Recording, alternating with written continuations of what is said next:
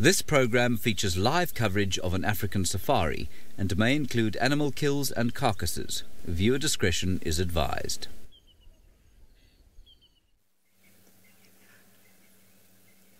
A very, very good morning and welcome to the beginning of the morning safari. This is Sydney and I'm traveling with Senzo, who is my camera operator. This morning we are both going to try by all means to get you see a lot of interesting animals this morning. And for in case if you need our attention, you can follow us on Twitter, #SafariLive. You can also follow us on YouTube chat stream. My plan this morning is looking for the cats.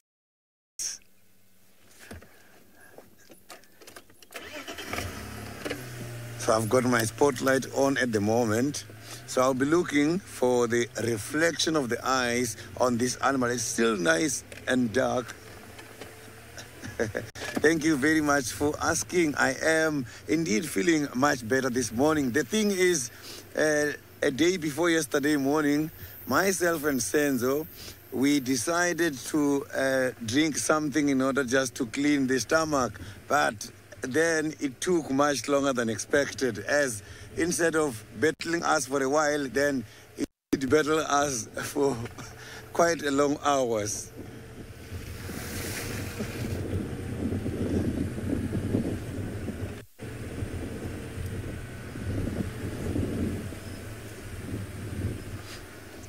No sign at the moment. I'm trying to check as well on the ground here and up by the trees and in these bushes. The bush is so thick, which is not bad.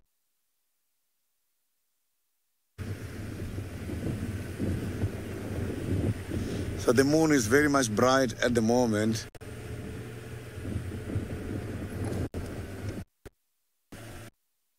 I just want to try and reverse and see if maybe it's still there.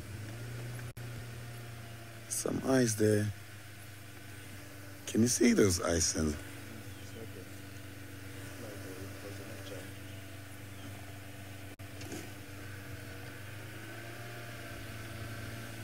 No, there is some eyes right deep in the middle of that bush there. Can you see that? There's a reflection. You can see some kind of oranges.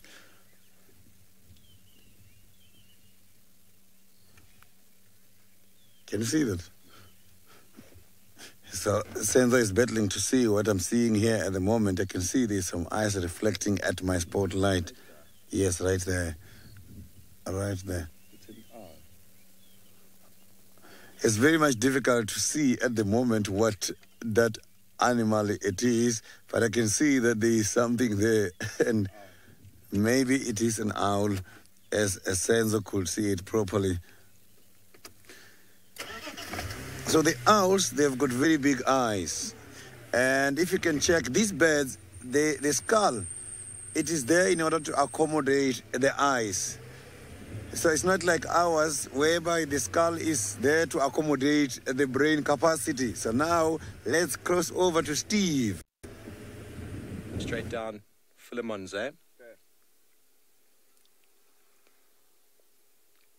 Good morning, everybody. Welcome to the aerial view of the drone. My name is Steve, joined by Sebastian on camera, or should I say on drone. He is standing on my bonnet at the moment, and we are looking at a few impalas from the sky. Aren't they just so gorgeous? And it's very, very interesting to be able to see these animals, and quite easy to identify 500 impala together. But what we're looking for is individual hotspots of potential predators such as lions, leopards.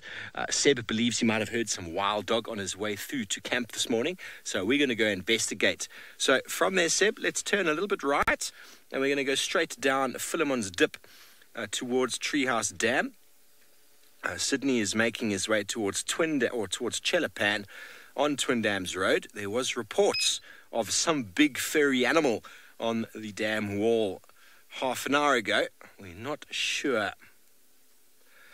James, a leopard on the drone would be wonderful. And, you know, Sebastian and myself were the A-team during the Gauntlet series at finding these animals. So let's go and see what we can find. Now, you can see that the straight line there in purple is the road. That is Philemon's Dip Road. and we use it for navigating the drone as we go down. It's also much easier if we follow roads to be able to call vehicles in. We try and fly grid references in the sky so as to maximize the surface area we can cover, because the battery life on the drone, unfortunately, is not 100%. So we've got to basically move around to the point where we can maximize the surface area covering and to be able to circle an animal for a period of time while calling in a chase vehicle. We'll just go straight through there. That is the pump house at the bottom of the screen that just went underneath. And just a little bit to the right now, we'll notice that probably we'll see a hyena. The old hyena den was just in this block. Oh, what was that just below the screen there, Seb? There were two things. Yeah, can you see these got two little spots now? Seb's going to do a little bit of a 360 around to see if we can get a sort of angle at them. Mr. Tech, you're on an airport. We land the drone. We land on the airport known as Quarantine, which is this open area between sort of our camp and, it's just the open area out here. Thankfully, we don't need much space to land it. It is a very small item. So, sorry to interrupt there, but going around in a circle, you see there's a number of smaller spots there. How high are we, Seb? 33. Okay, so we're not very high. So those spots are very small, very likely scrub hare family having a little bit of a party over there. So we're going to continue on south from there, Seb. Yeah. Basically, you get a bit of an understanding of the size of an animal from the air. That one thing there seems to be a termite mound with, there we go, we've got some more spots just there in the middle towards the left now. They seem to be, you look at them sometimes and you'll see they've got a longish neck and their head is on the ground feeding. A very good chance that you identify them as duikers. When they're moving around, you never find a leopard walk around nibbling on the vegetation, either curled up into a little round mercury ball, or they are moving and they look very cat-like when they move. You can see that spot sort of bottom middle has got a bit of a long neck to it, so I'm going to assume that is definitely a duiker. Don't you agree, Seb? I agree. Seb agrees. He's been doing this for some time. He's seen lots of interesting little things. Okay, so we're going to keep going straight along here towards Treehouse Dam. There we go. You see that moving on the bottom? That was an antelope. Another antelope walking there. They've got a very particular type of style of movement. You see that? His head is on the ground. Oh, that's interesting, actually. It's ferreting around in the bottom there. What do you think that is, Seb? At first I thought it was an antelope, but then It looks like it might be a hyena, actually. It looks like it might be a hyena, the way it's walking. I think that's worth checking out, don't you? I most certainly think it's worth checking out. If I can find my game drive radio somewhere. But, okay, well, we're going to call this in and get sitters to come and give us a hand. But while we do that, let me just find, there we go. Sitters for Steve. Okay, we're going to do an unscheduled broadcast shortly. Apparently. Okay, well, we're going to change our radio. Seb, has it changed shape for you?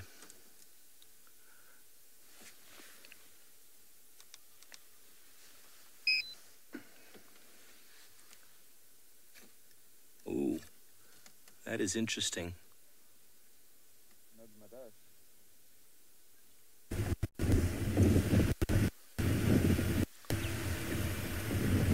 Good morning, everybody. Welcome to Juma Private Game Reserve in the Sabi Sands, where we are looking at the ground from the thermal drone at something that potentially could be, we're not sure. It could be a hyena. I think it actually is a hyena, but we're going to call our good friend Sydney in. He's not too far away. We're going to come and investigate. Sydney for Steve. I'm standing by, Sand. Sidders, what's your position? I am now heading towards the Twins Dam. Sidders, please will you make your way towards Treehouse Dam? Okay, Okay, so you can see that animal moving along the ground there. It's moving its legs quite deliberately. lifting them up and down. It is sometimes the way a duiker moves, but it's moving quite quickly, and the body seems to be quite long. So if you go straight towards Treehouse Dam and then that old 2-track towards the Misikaya, if you go north in there, please.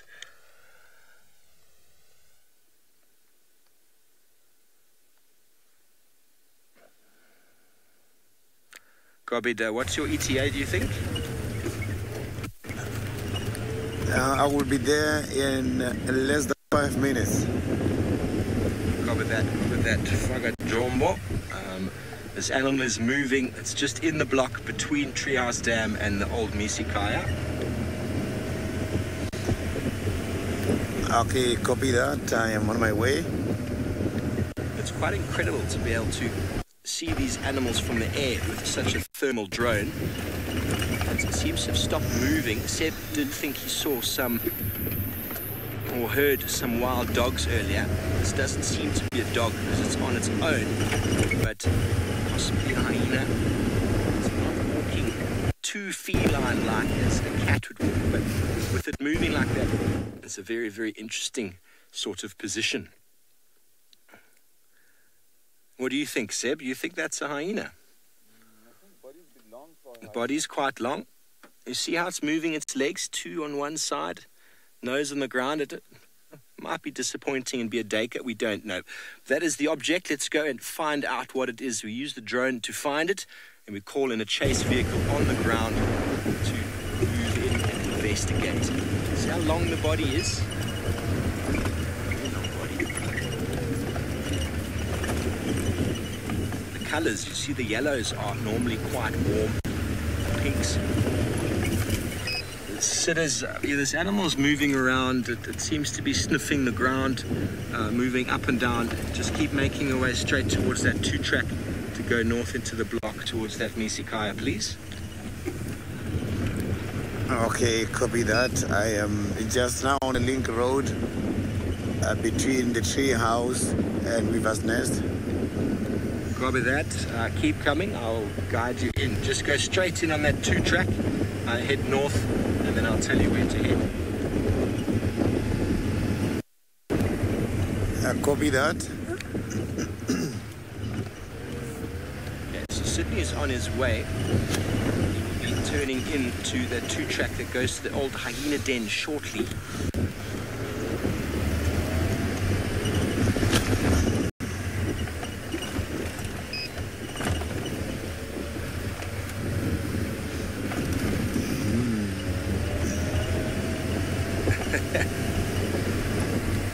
So it's possible this is a hyena or an antelope, but it's moving very quickly, so it'd be worth investigating.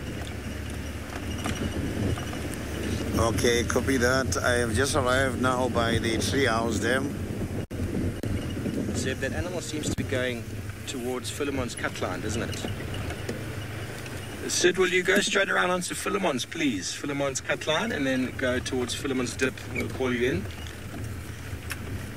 Okay, copy that. I'm on my way.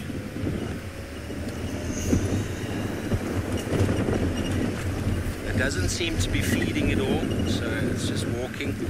We can't be 100% sure what it is. Might be a hyena moving, sniffing the ground. Don't think it's a leopard, but we need to double check because it's a very interesting spot from the sky. Okay, copy that. Hopefully I'll find it that side. Seb, can you pull up a bit just to see where the road is from where we are? And do a little 360 to the right there. Let's see when it's touching the road is the best and the closest to it. It's definitely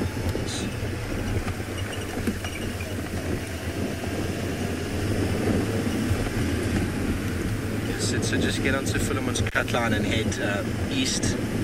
Animals moving directly towards Philemon's dip at the moment. Okay, copy that. I am now on Philemon's cut line. I'm heading east. So can you just turn a little bit to the right? Let's get... oh, we lost it there. He's He's going to be coming from the left-hand side. He's going to be coming from the left, yeah. Okay, so let's go just to the right and we'll get him in the 2 shots.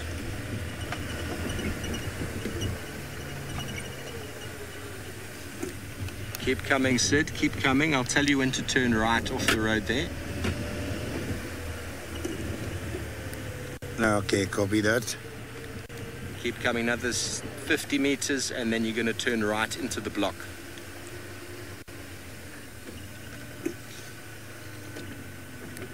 Okay, copy that. It might even be better if you go straight to the Misikaya access again and just go straight south. Animals walking towards the old den site.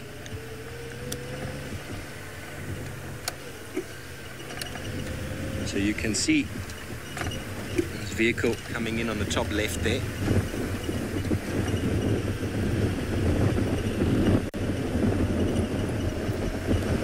So the animal's directly south of you. Confirm you're about to hit the access. Yes, I'm just less than 200 meters away from the access. Turn right right now, please. And you keep him in 2 shot there, Seth. I am now entering the old Misikaya. Perfect. Go straight down that road, and I'll keep you posted. Just keep going straight.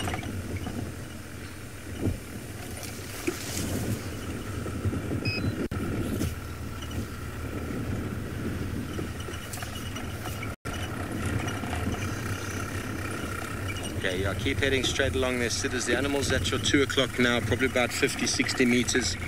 So yeah, you can take a complete right turn, please.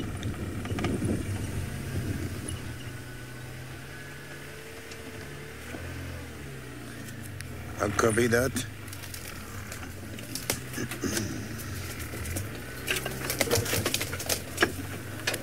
Okay, a little bit more to your 10 o'clock.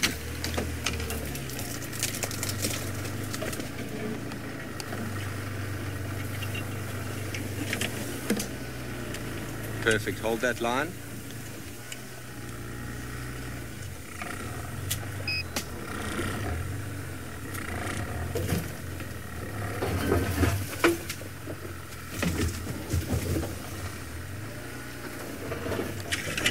Turn to your 2 o'clock.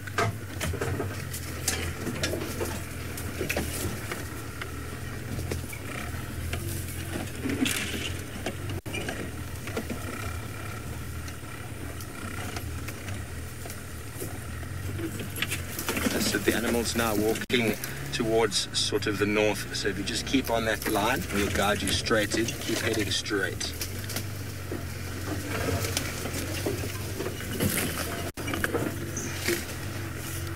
Turn a little bit more now to 2 o'clock, please.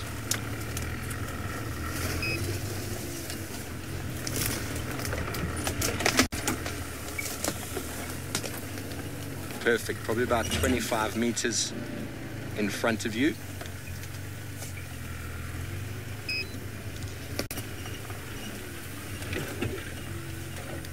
And 2 o'clock now, 15 meters.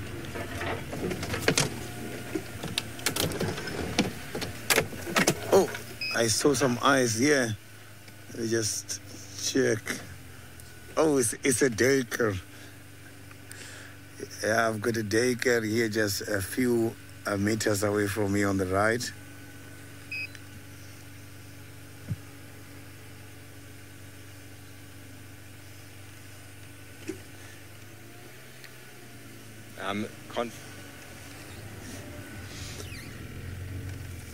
I have just spotted something here. It looks like a daycare. It is now heading much more towards the western side of the northern side of the reserve. I just saw the reflection of the size and the shape, and that one, I think it is a daycare. Oh, right there. Yes, it is a daycare. I can see it now there. I'm just going to show you now.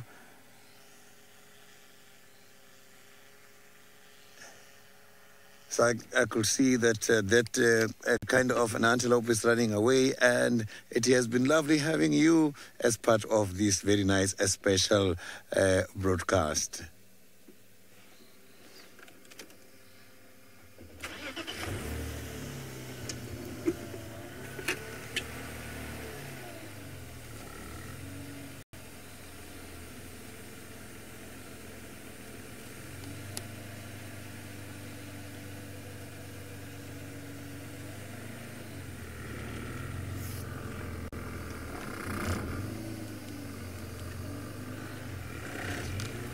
So I'm just going to keep following that duiker and see where it is going. As you know, sometimes these kind of antelopes, they can lead us to see something as they get hunted. Sometimes they've got enemies as they are resting who are busy looking for them as a diet.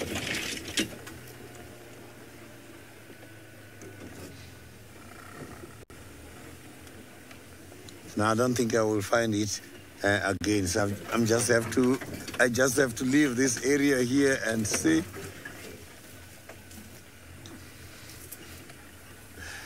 Yeah, what a lovely question from Coxstar. The driving during the dark, it is not that scary because we are used to driving at night as we are doing these activities every day. Yes, to the people who are new on this, it can be very much scary. At the beginning, I was also very scared, but now I'm very much used to this.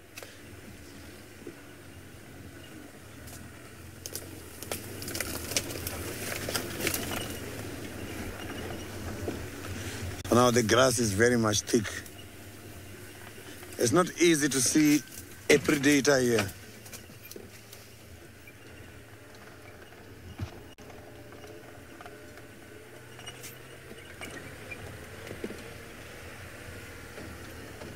So I'm just gonna have to go down and see if maybe we can find something much more towards the northern side.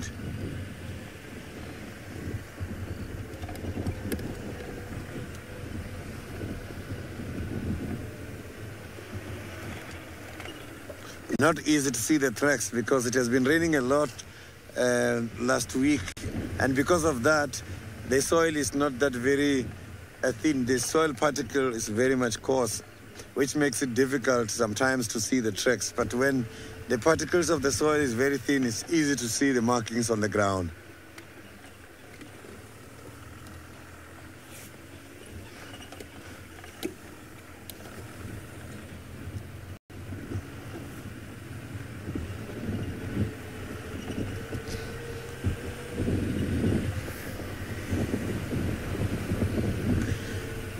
So now let's quickly go back to Steve and see what he's seeing at the moment. Thanks, Citizen. We have managed to find a breeding herd of elephants from the drone. You can see them there walking nicely on the ground in a single file sort of line. Magnificent beasts, not difficult to misidentify elephants from the air. You can see how they're standing out. Very, very, very characteristic shapes. And there we go, on the left of the screen, a giraffe. Incredible, isn't it, how warm the ground is underneath where the giraffe was sitting a moment ago. And the ellies are walking directly towards him. So it's incredible how easily these things are seen from the sky. But obviously the shape of the animal is very important. And that's why we need to have a vehicle on the ground, because some of these small animals and leopards and hyenas do blend in very, very well, and they do look like antelope. So it's worth investigating from time to time. Okay, Seb, so I think your batteries are getting to the end, are they? Yes. Above the giraffe in the top of the screen, you can see there's another animal there sitting down. It's got a long neck, which is a very good cue that it is an antelope. See it there. When a leopard moves, it's got a very easy shape to identify. And as we spent time with a duiker, you can see what a duiker looks like from there. But nice to investigate. But anyway, someone who's out also nice and early. He's up in the Masai Mara. Let's go say good morning to David Gitu.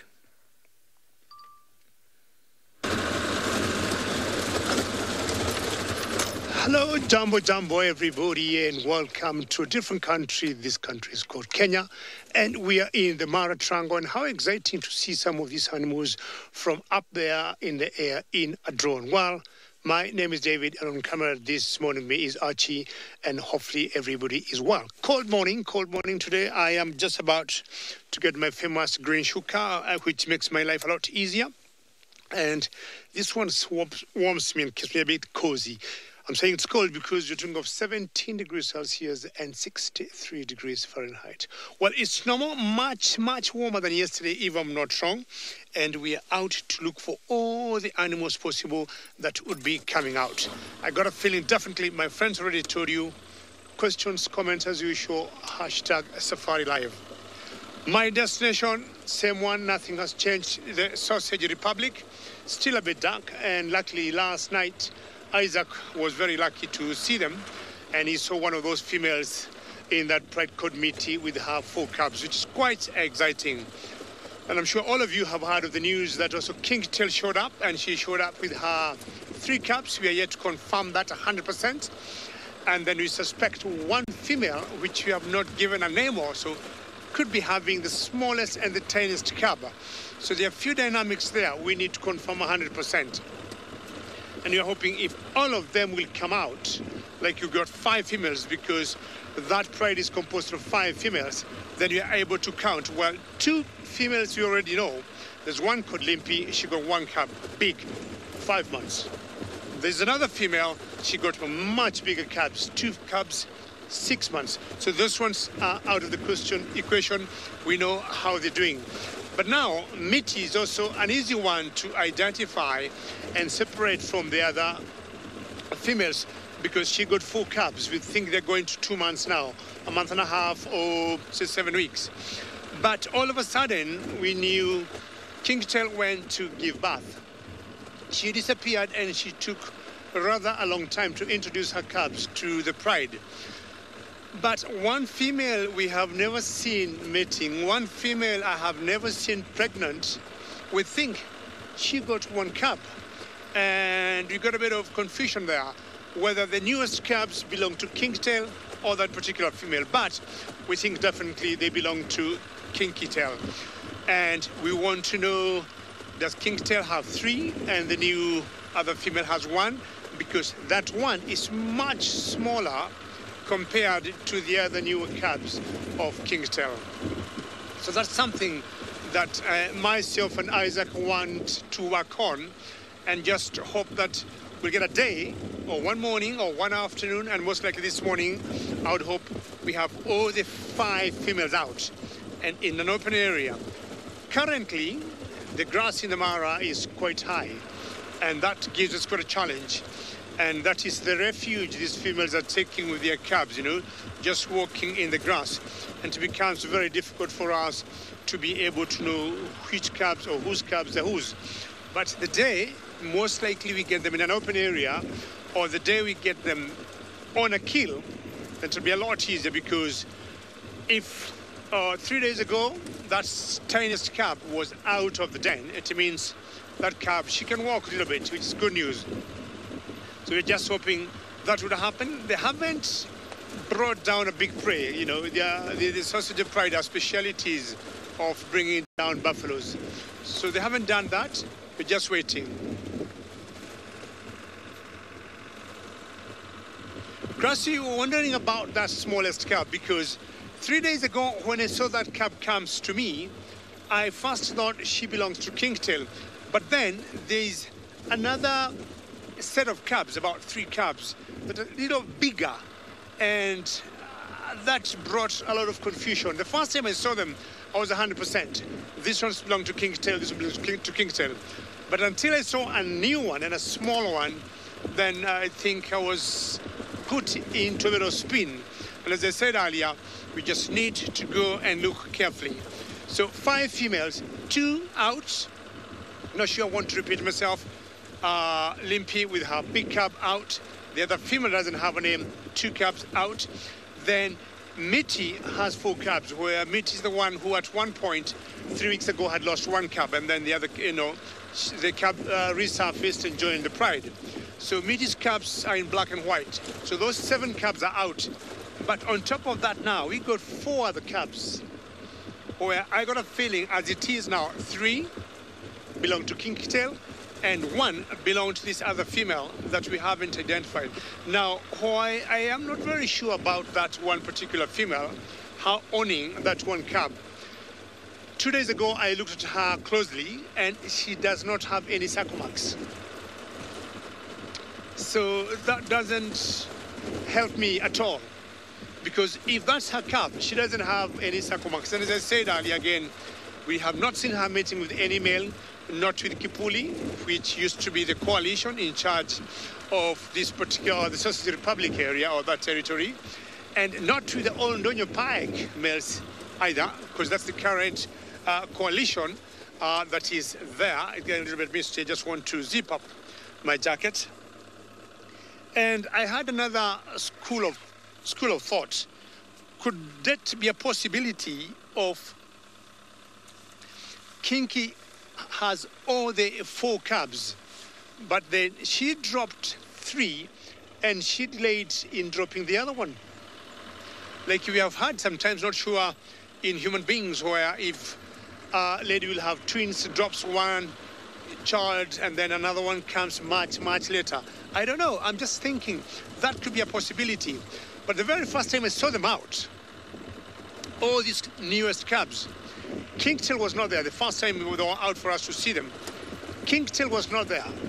This female that is still putting us on a little spin was the one concerned in moving them from one area to another. At one point, that smallest cub was in a bit of a distress in a little ditch. She is the female that went to fetch her out. Kingtail never appeared anywhere. We're yet to see. We need maybe a few more days, and we're going to unravel that mystery. All right. Remember, keep bringing in questions or comments, and that's what will keep us going in such a cold morning. And I want to believe where we are, it's very misty now, and definitely maybe much less than 60 degrees Fahrenheit. Could be high 50s now because of the mist. Excellent. I'm going to keep going, but again, on my way there, you never know what you see, and we'll take you back to South Africa, to the gentleman who is droning Steve Ovo. Around them. Welcome back, everybody. We are once again in the drone, and here you can see 2 hotspots on the ground at this junction. You can see where the roads join. The other night with the TV show, this is where we had Tingana. Now, as we move around these spots, you can see the one on the left has suddenly materialized along neck. The one on the right, just watch it for a moment. See how the neck is suddenly turning out? There we go. You can see that's a typical shape of a sort of ruminating animal sitting down, Nyala or Impala. That is how they stand. Okay, so Seb, let's turn right and keep going straight down. That's Chelapan there in the middle of screen. You see how the reflection it gives off. It's a very strange thing to understand why the water looks that color, but it's beyond my pay grade. Here you can see another group of antelope. Crafty, you want to know how full moon affects seeing animals? Well, from the drone, I don't think it affects it at all. Full moon has got something to do with light. We are looking at hotspots, which are thermal images. The moon will have no impact on that at all. But with regards to animal movements, you can expect predators to be territorially marking, to be doing all sorts of things, because hunting for them when it's a full moon is quite tricky because all the animals are able to see them. Top left of the screen, you can see twin dams coming into picture. Quite easy to notice the color where the light reflects. I don't really understand how it works like that. But the southern boundary, we won't go further than twin dams. We'll get just above twin dams and do a little bit of a 360 loop to see what's going on. There's a number of hot spots below the dam wall there, which could be anything. You can also see that there's a number of watering points below there where the reflection is. Sydney and Senzo are coming back to camp real quick to sort out something on the camera.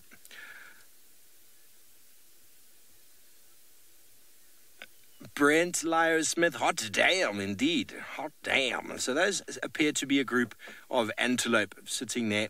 Here's the Mulwati drainage system. You can see the color of it. The really dark purple shows the coolness, bearing in mind that the Mulwati system is sand, so it dissipates heat very quickly. The vegetation seems to hold a little bit more heat, or if anything, it reflects the heat back a little bit differently.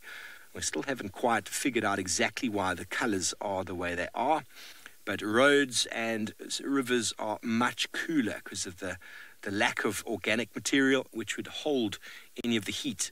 So we're just going to slowly come up a little. Here we go. Let's go that way, Seb. Maybe a little bit onto the right-hand side of the drainage. Thank you.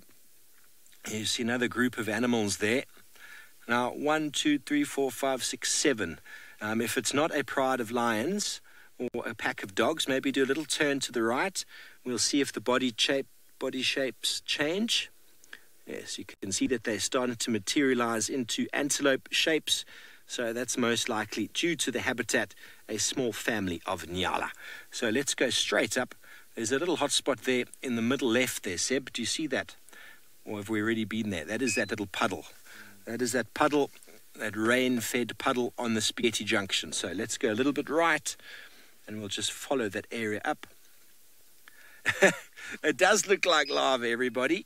You can see that one hot spot down below us there. The typical shape of an antelope, how it sits like that, the rumination position. And we're going to move straight on from him. Possibly a water buck on his own. Well, we were talking about the full moon, and while Seb and I get our howls together, let's go to David, who is looking at the lunar himself. Well, ladies and gentlemen, we thought we have a small, short break here and look at the full moon. And it's very interesting because last night on my way home, I saw some impalas that were just jumping out, and that reminded me last time I was in Juma in South Africa. The impala rutting would start with the full moon, and I was trying to equate them together. Just below the full moon, there you can see some little lights there glittering. Those are lights of the game ranger's post. And now I want to see if this full moon might also induce the male impalas in this particular area to start rutting. Thank you very much that you have enjoyed that view of the moon.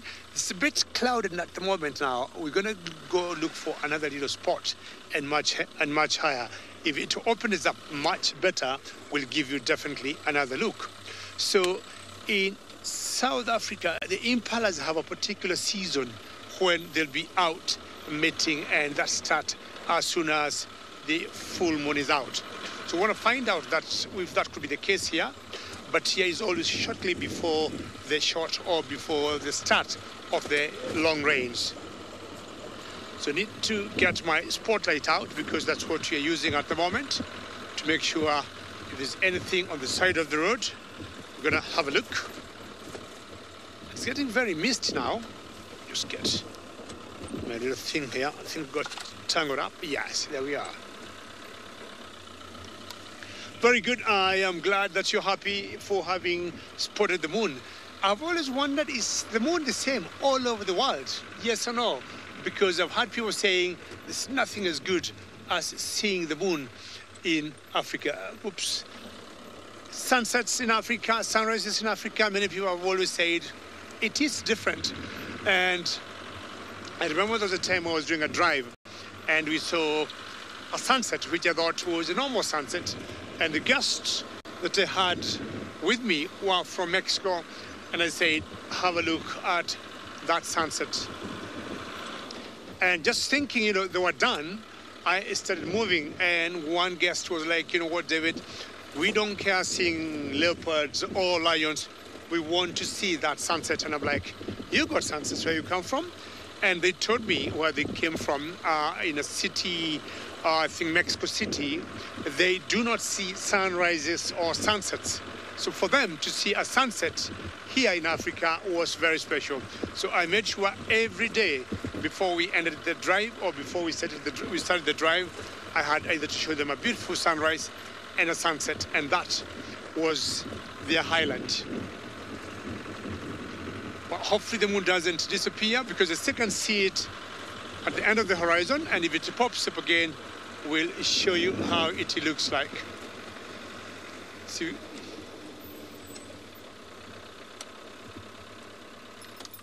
Paula, you're wondering when we showed you the moon what it was like below. Below the moon, Paula, the only thing that was there was the Olorolo escarpment. It was not very clear, but it was a bit cloudy.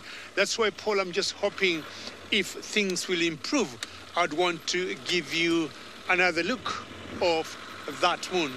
When we started early in the morning, apparently I have a very interesting story.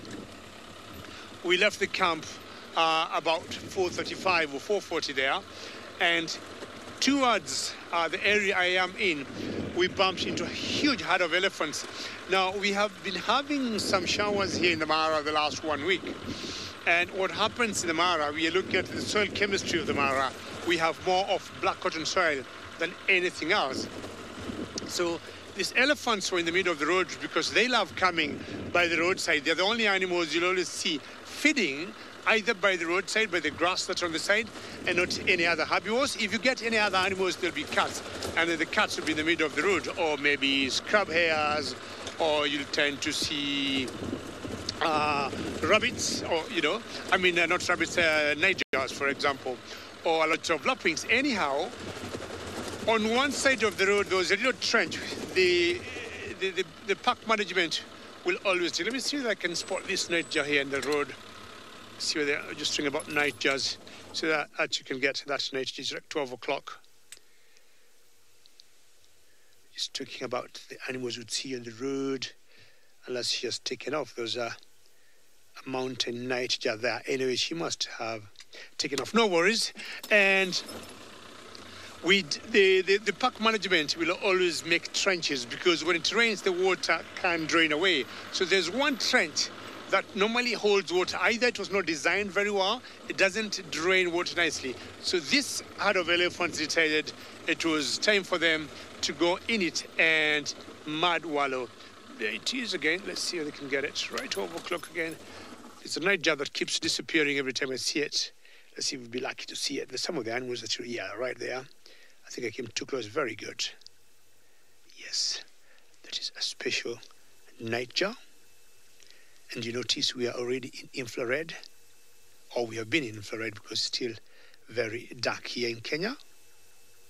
And that's very awesome, Casti. I'm happy that you enjoy seeing that. Oops, just took off. And my guess, that was a mountain nightjar. In black and white, it could be rather difficult to identify them.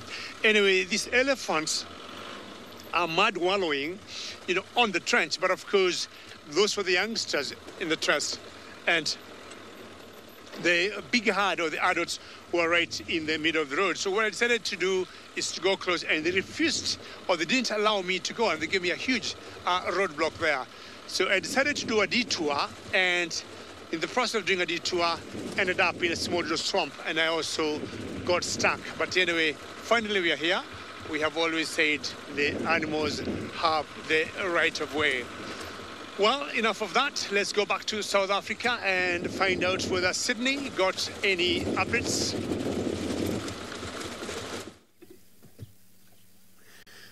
So you can see that I've got the wildebeest here together with the impalas, who are still resting at the moment.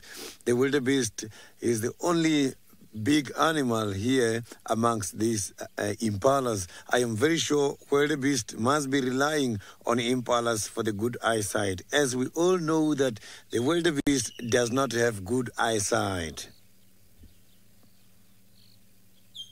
You can see that very long black tail hanging.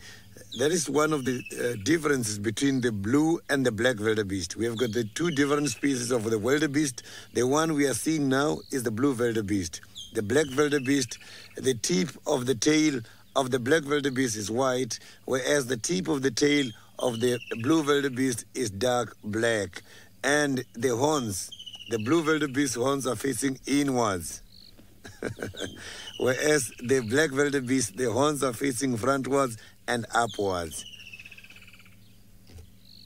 He's very much inquisitive. This wildebeest is looking at us, and you can hear this lovely sound coming from the trees here, which is the woodland kingfisher.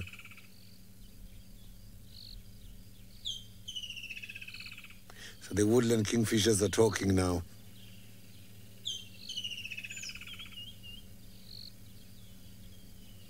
So the other ones are replying.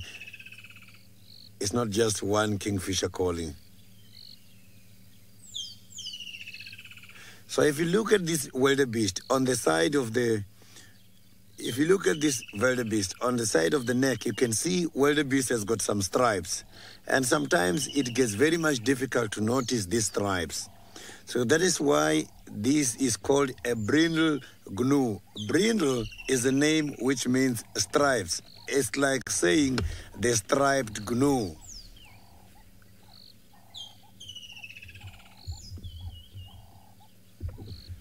The wildebeest are very much territorial, but their territories keep on changing according to the availability of food. That is why when you go to Kenya, Masai Mara, during the dry season, in winter, you will see them doing the migration, moving from one place to the next. So their territories, they keep changing. They are not very strict during the non-breeding season.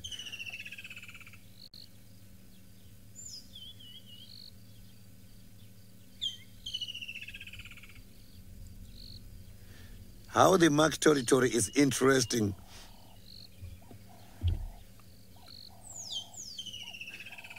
The wildebeest, yes, they do travel in big herds. So you will see we have got the herds that are consisted of the male and the females and the little ones. And sometimes you will see these solitary males. And you will also see the big herds during the non-breeding season. As I have indicated, during migration, they can form very big herds.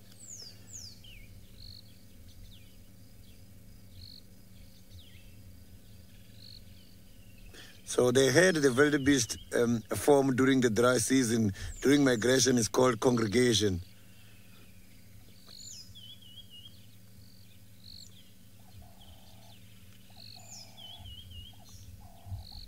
You will see wildebeest likes to fight the ground, especially after rain. You will see them just fighting the ground against the road walls, just against the soil. They do secrete a gland which is on the side of their face for demarcation purposes.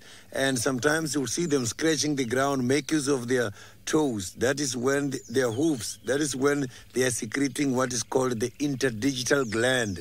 This gland is right in between the front hoofs, and they put it on the ground here for demarcation purposes.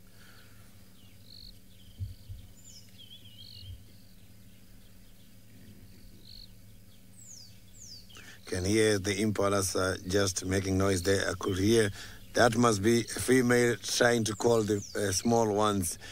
So now let's quickly cross over back to Steve.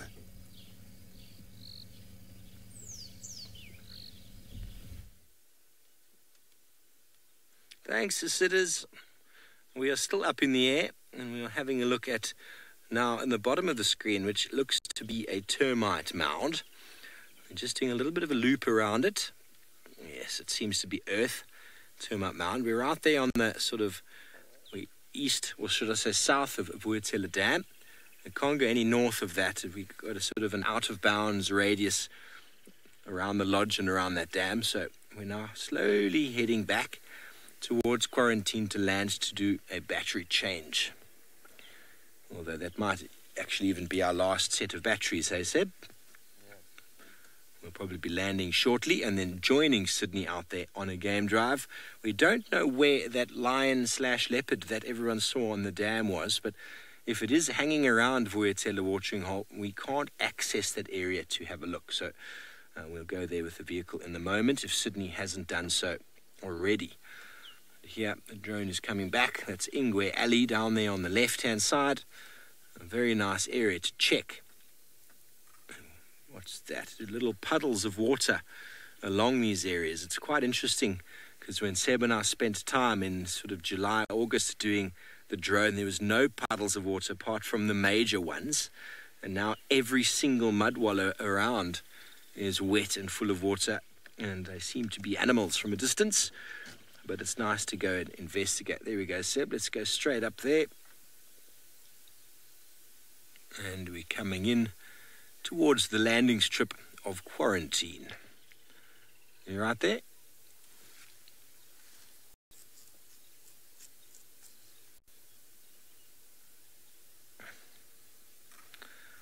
Okay, well, we're coming in to land. You'll see in a moment There we go. You can see Sydney on the right of the middle right of the screen as he zooms on down towards Woordteller Dam.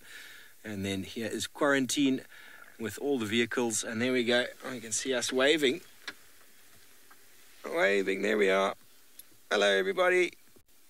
And here we're coming into land in amongst all of the Impala. But while we land, let's go back up to the Masai Mara with David, who's on his way to the Sausage Tree Republic.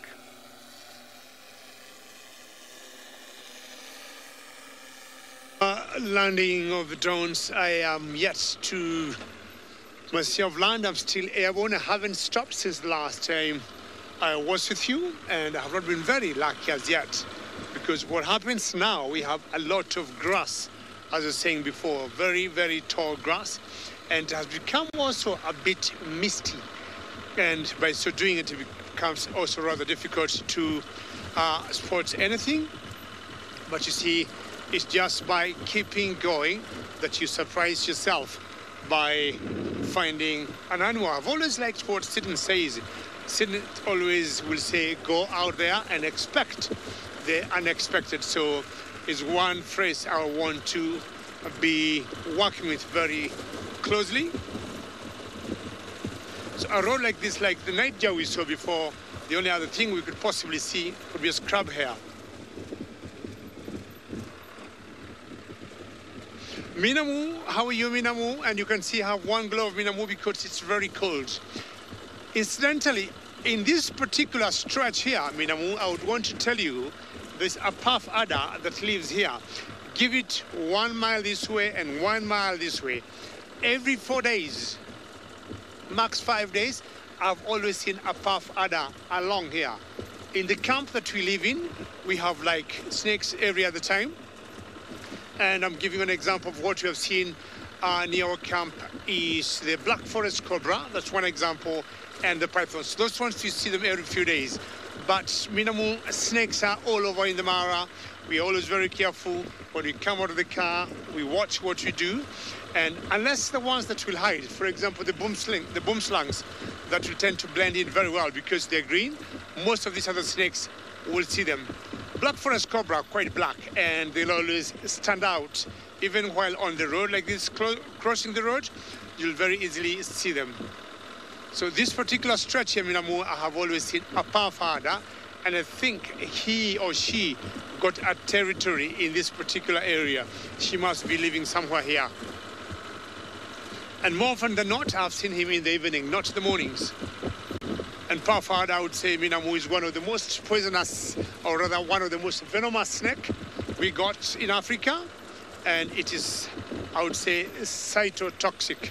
It is very venomous. Of course, not like boomslang, not like the black mamba, but apparently in our homes we see more of the puff adders than the other snakes. And for one reason or another, they have been known to enter our homes in the villages. And as much as you go close to them, they don't move. They just stay there.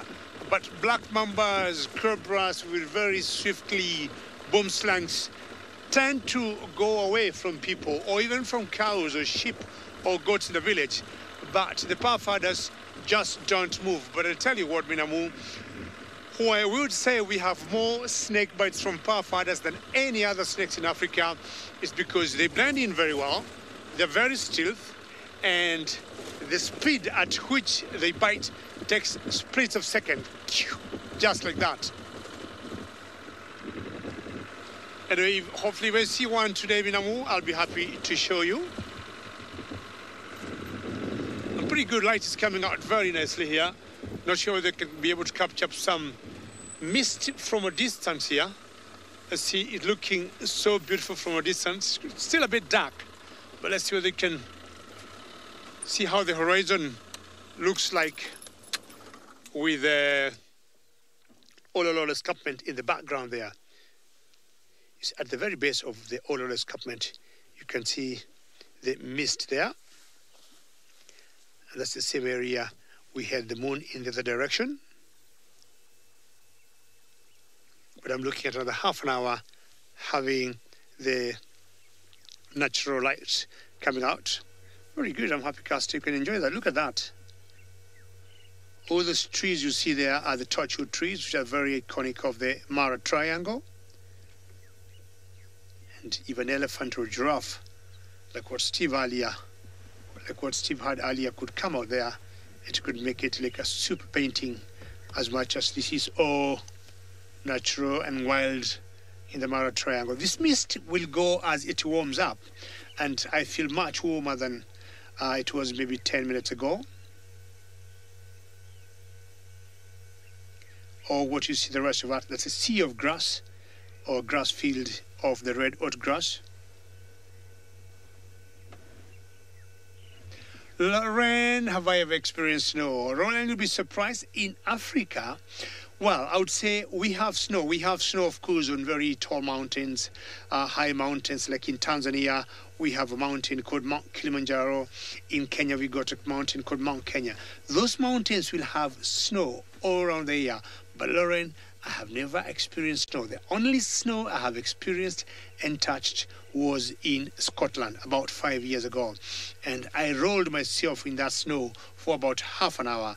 And my host thought something was wrong with me, and they wanted to ship me back to Africa because I had never seen snow that close. I've climbed Mount Kilimanjaro, but this was snow, Lauren, on the grass, or rather on the ground, and just me touching it, it gave me a very different feeling. So as much as you see the Ololo escarpment there, which is quite high, even during our winter, which is, I would say, winter in quotes, it's the month of July, we do not get snow. And I would say more so in East Africa, where I come from, we do not get snow. I don't know where, Lauren, you come from. I don't know whether you'd be happy to tell Casti or tell us, where you come from. What kind of weather do you got now? Do you have winter? And I'm sure you know how to do that. #SafariLive on Twitter.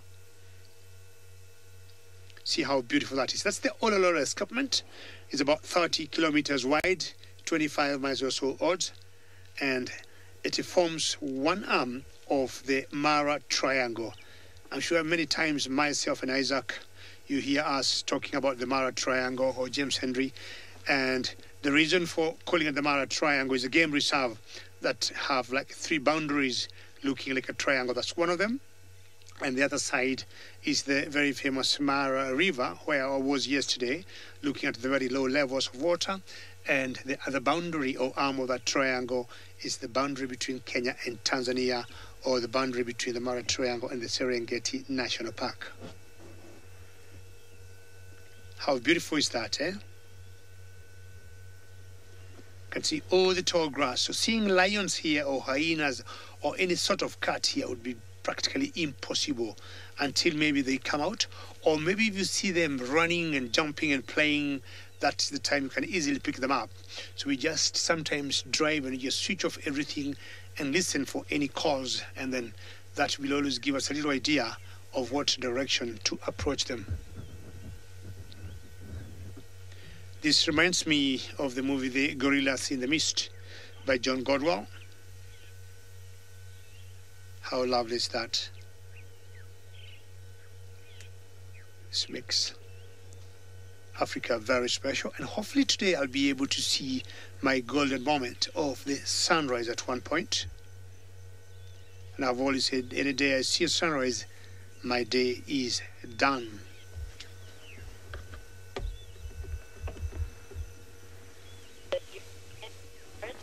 Oh, Lauren, you come from Illinois, the USA. Thank you very much for telling me where you come from. And I don't know, Lauren, what is your kind of... I'm trying to guess. It could be winter. I could be wrong. I don't know. Lauren, are you in winter, or is winter done? Then if it's winter is done, then it could be much warmer, because I've always had it's very cold in winter. How is it now? All right, back to the road, and I got much better light now. I'm going to put down my spotlight, and I'm sure I must have missed something they're casting. Excellent, very good.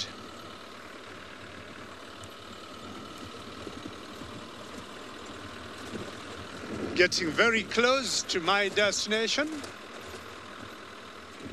Very, very good. Yes, Stivovo, I'm sure you got one of the largest, or rather the largest mammal in Africa on land. Thank you, Gigi, and I find it so interesting. I'd love to see how many layers Gigi was wearing when he was in the snow of Scotland. I wonder, David, how many layers did you wear when you were up there? I wore lots of layers in the snow. I get pretty cold, but I think Gigi gets a bit colder than I do. But from the drone, everybody, as we were coming down to land, Sebastian and I spotted this beautiful big elephant bull feeding on some marula fruits.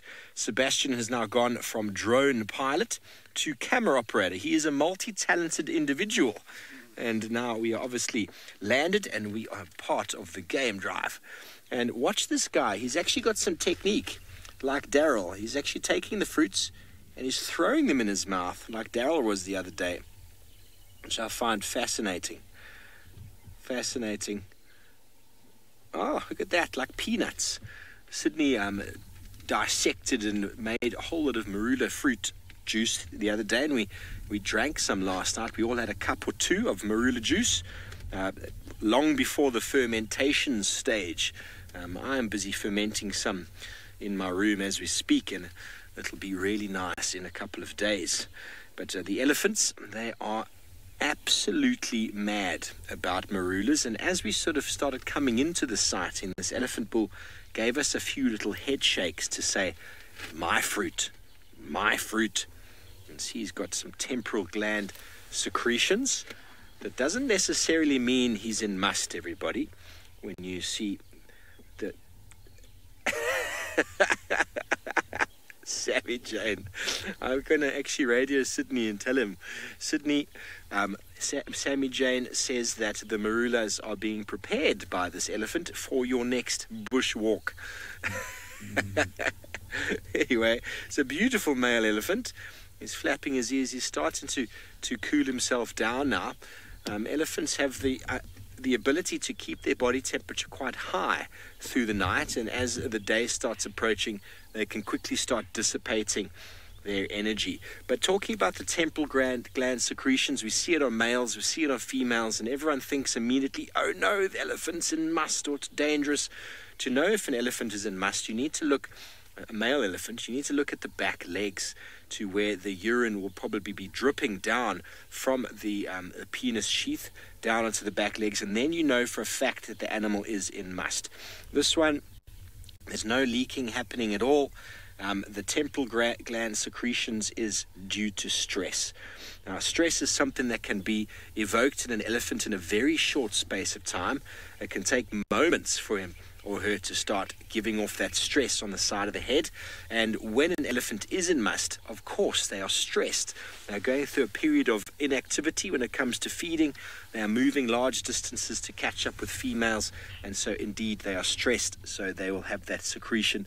Same as with females, if there's any stress with regards to lactation or food resource, or someone's pushing or shoving their child around, that often can lead to those secretions happening. But don't look at it and go, oh, the animal's dangerous. It's just some stress has happened. We don't know. Maybe he was trying to follow females last night and they chased him around, or maybe he's not in the best condition. It's hard to say really, but he is quite relaxed right now. The eye is very soft. He's enjoying himself some marulas with a very wagging tail. And Kristen, you want to know how active elephants are at night. And elephants can be active all the time, throughout the day, throughout the night, going through bouts of sleeping. But I spoke with an individual that I know that was in rehabilitation of elephants, and they had them in these enormous pens. And sort of as sunset hit, the elephants would go to sleep, and they'd wake up before sunrise, and they'd sleep the entire night. But that was due to the fact that they were fed lucerne and all sorts of other feed that is quite high in nourishment. So they didn't have to feed constantly. Out here, though, the vegetation in the dry season, it doesn't provide too much in the way of nutrition, so they've got to feed constantly. In the summer months, you'll find elephants spending probably more time at night having a nap than we would think. But every time we fly the drone at night, we come across herds of elephants that are completely flat on the ground having a nap. But the nutrients in the vegetation in the summer months means that they don't have to feed as much as they would in the winter months. There's lots more quality, there's quantity as well. So their normal hours of maybe 7-8 hours in the day of feeding is generally enough to last them a little bit longer than the same amount of feeding would do in the dry season. So it's not a hard and fast sort of activity. The elephant's seasonality with regards to movement, feeding and sleeping will change, as does the quality of the vegetation. But a really nice big bull. You can tell very easily it's a bull by how wide the tusks, where they erupt out of the head, how wide they are there. Child of the universe. An elephant probably could break into a building if it wanted to get some marulas. It hasn't happened before. I know Kirsty's busy directing, and last year Daryl was sweeping his trunk across the roof of our sort of DRC where we live to pick up the marulas that were on the corrugated iron roof above our heads. Quite a frightening sound, having an elephant's trunk moving over the roof, trying to find all the fruits that it can, especially if the tusks nudge the roof at certain points, but they won't break in necessarily. Kirsty said that it actually broke his window as it was moving around outside. But I don't think he was trying to be damaging. A glass window pane is really no match for the bulk of an elephant. They do push over fences. They will break through fences to get to marulas if need be. We've had Daryl break down the fence outside our camp twice in the space of a few days. And that was because he was feeding on a marula tree that was right there next to the fence. And well, some of them were falling on the other side of the fence, and he just had to nudge it with his bottom to fall over. There you can see this elephant has been tusking the ground. Maybe he was lying down and he got his tusks right into the ground, into the mud as he had a bit of a nap.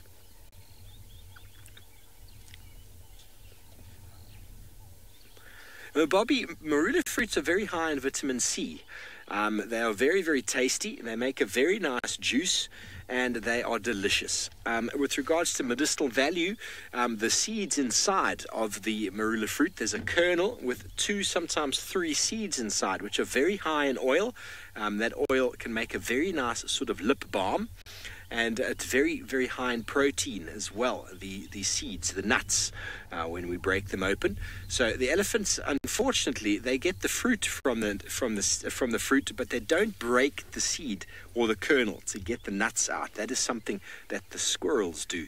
But the actual outside coating of the fruit can actually be kept and can be broken down and chopped up and dried, and can actually be used and smoked as a form of sort of tobacco. I haven't tried it though before, but I don't really know the medicinal value behind it. But a substitute for tobacco, or you could also use the fruit is just very tasty and delicious and healthy for you, really. So the elephant gets their vitamin C levels up at this time of year, and you can see he doesn't care about anything other than the marula fruit. And you'll find many of the marula fruits passing through elephant's digestion, sometimes not even broken, because he's got to chew all of them, swallow them all, and sometimes they go in and out the other end, still kind of encapsulated, still in the fleshy outer covering of the fruit themselves. But what a beautiful elephant bull. One by one fruit at a time. You can see him chewing on each of them as he goes.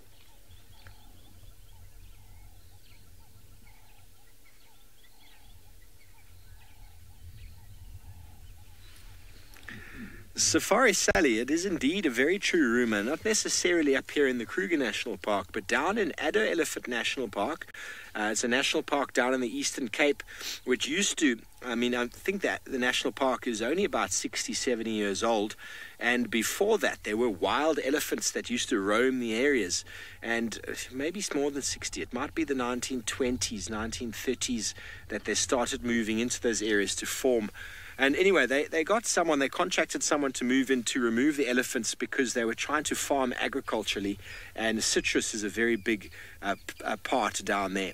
What the farmers started doing is they started dumping truckloads of citrus in and around to attract the elephants out of the forest, to get them to move, and it became a huge problem. And actually to the point where you cannot and you are not allowed to take citrus into Addo Elephant National Park. It is still surrounded by citrus farms because the elephants will break open your car to get the oranges from inside. They can smell it. I mean, they've got an incredibly strong sense of smell. I mean, how many of you don't know what an orange smells like? They do have a very strong smell. And elephants were actually chasing cars to break them to get the citrus out. And so quite dangerous, in fact, to have an elephant trying to get a foodstuff out of your car, don't you think?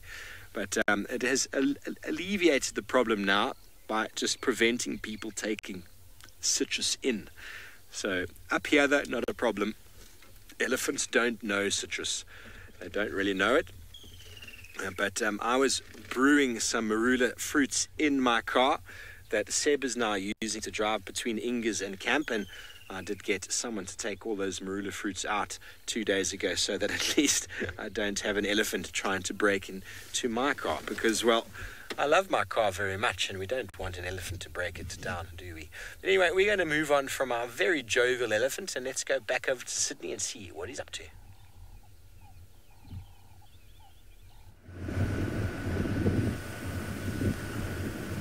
I am now around the Sandy Patch area just to see if I'm going to find some cat tracks here. And from the beginning, there are no tracks on the ground. So these cats, they are hiding this morning. No sign of the predator at all.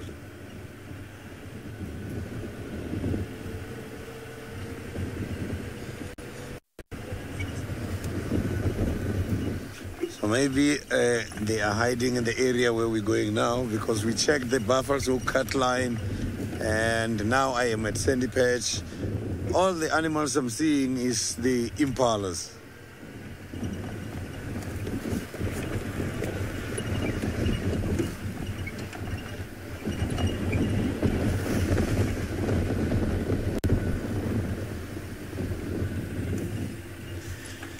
Niconico, we do sleep very well with these animals here because we are staying by the designated areas and it's nicely fenced, so there is no danger there. We do see these animals outside the residential areas passing by. So, but we are very much safe. Something else you must know is that the predators, they don't really hunt human. They only retaliate and sometimes turn against us, but they are not up to us.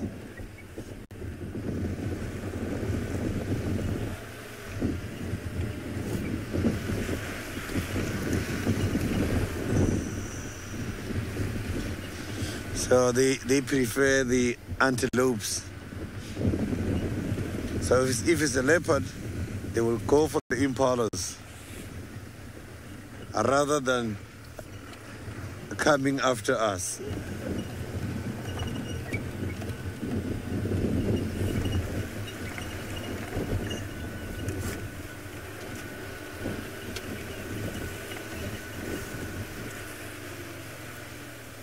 Yeah, there's just impala tracks everywhere and some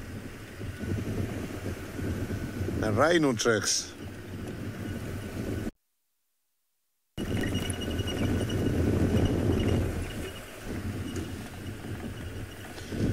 So I'm going to try that area where there is the Juma Den and see, maybe we might find something much more that side. So now let's cross over to my friend David by the Masai Mara.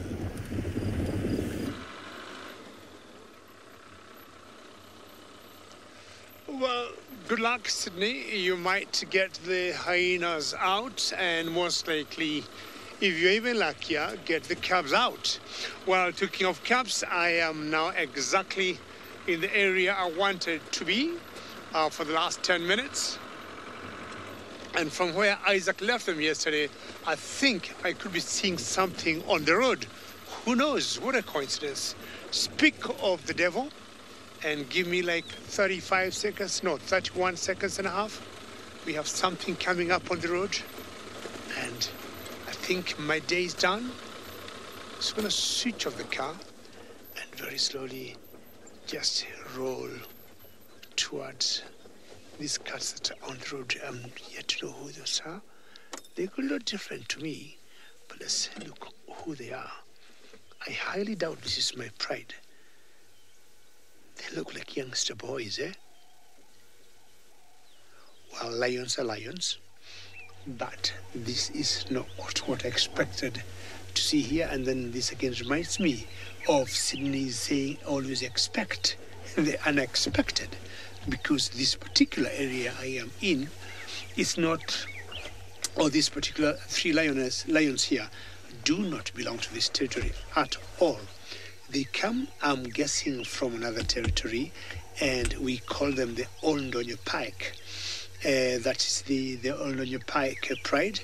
And if you look at them carefully, they're three boys, three youngster males, and they must be coming here to look for food. This is not their territory totally. How lucky is this? I saw them 2 weeks ago, and what had happened is they had come to try and sneak on some kill of the sausages. Let me go a little closer, Casti, and find out. There could be 4, you could be right, because I'm really, confused to see them where they are, because from where they are, they're very close to the sausage guards. You're right, there could be 4, Casti. Let me just go a little close, and I'm going to double confirm. And you're right, Casti, there are 4. You got better eyes than me. I'm yet to wake up, because, in fact, maybe even not 4. They could be 5, Casti. Here we have 4 youngsters, and I've seen another one in the grass. I hear Louise have the better eyes than everyone. And as you look at these particular boys here, it's true, they are all hungry, and Casti, you're right, they are 4. We've got 3 facing me, and they're saying Buenos dias, and there's 1 behind them, so total 4. You remember earlier I was talking of seeing either scrub hares or mountain or, night jars on the road, and also possibly of seeing cats. This is exactly what happens, because they'll always come or tend to come to the middle of the road because it's much warmer, and they get a lot of warmth from the substrate. And as much as they get that warmth makes them sleepy. April, great comments, Jeremy Dow. Look at that one, April, there. Hello there. How are you? And April, you can see he's still got a very pink nose, and it shows he is pretty young, definitely less than 2 years old. See how he's staring at me. Not sure he's staring at me or Archie. Archie, the camera operator with me today, and the other is flat there, typical of lions. And again, as I said, I would just guess this particular pride here, or this particular group here, would be coming from the Oldonyo Pike, and they must be coming here to look for some food, hoping the sausages will have hunted something, because I saw them do that 2 weeks ago. The sausage girls had brought on a huge male buffalo, and these youngsters came in and they shared what was left behind by the sausage pride. So the migration is gone. That is interesting, Casti, because he does not look comfortable at all. And believe me, I cannot be your breakfast, not at all. This particular pride, I would say, I know it very well. They're always very skittish. Unlike the sausage girls or the Olololo or the Salt Lake or the Mogoro or all the other prides we know we usually show you, this particular one is always very skittish. And why I'm saying that, it's based right at the boundary between Kenya and Tanzania. So it sneaks in Serengeti, comes back to Kenya, and it's one area we rarely go. It's one area we don't have any camps there. So there are not as many vehicles or traffic that we will always go to see them. So basically they don't get used to seeing vehicles. That's why I was saying one is dead asleep, but that other one there, as you say, is thinking of David as a nice omelette this morning, but I'm sorry not. Good morning, sir. Very sleepy. Yeah, and you can tell, I mean, they still got a bit of spots indicating they're still young, and of course got some men coming out. If they're going to form a coalition, say, of 4, then it's going to be a big coalition. My guess is it could be youngsters and their fathers, possibly could be the old Donyo pack, no doubt about that.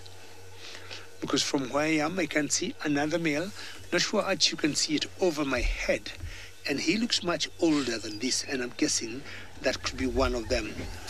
Excuse me about my head, but he's right there. And I'm guessing that's an older male, and he could be one of the older packs. We've got 2 males here that took over this particular territory. Why did you go down? No, what I'll do, there's so many ways of skinning a cat. I'm going to leave these 2 boys here and see if the male I'm thinking to be a member of the Oldojo pack, he is the one there. But I'm really convinced he is the one. Stay there, boys. Don't go anywhere. We'll be right back. Yeah, quite skittish. They look really hungry, and possibly if they could get a meal, could be a good idea. Well, let's find out if this is one member of the Oldojo pack. I believe he is, and he could possibly be the father of these 4 youngsters here. That good?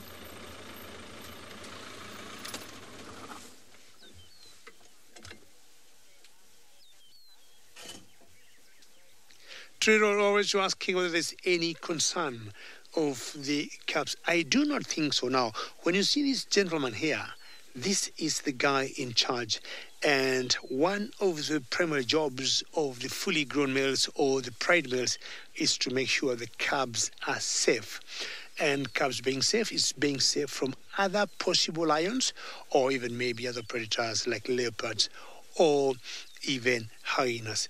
Now, as I said, this is one member of the Oldojo pack males, and definitely I got a feeling he is the father of those 4 youngsters that we just saw there. There have been 2 of them, these 2 males. I already know where the other one is, but possibly he is not very far from here. You see how beautiful dark mane he got? And honestly, if I would not have seen those youngsters on the road, I mean, in that position he is in, it's very easy just to drive by and miss him. I'm sure these youngsters have come to say hello to Daddy. And either they know the sausage girls are very good hunters, and possibly they'll be getting...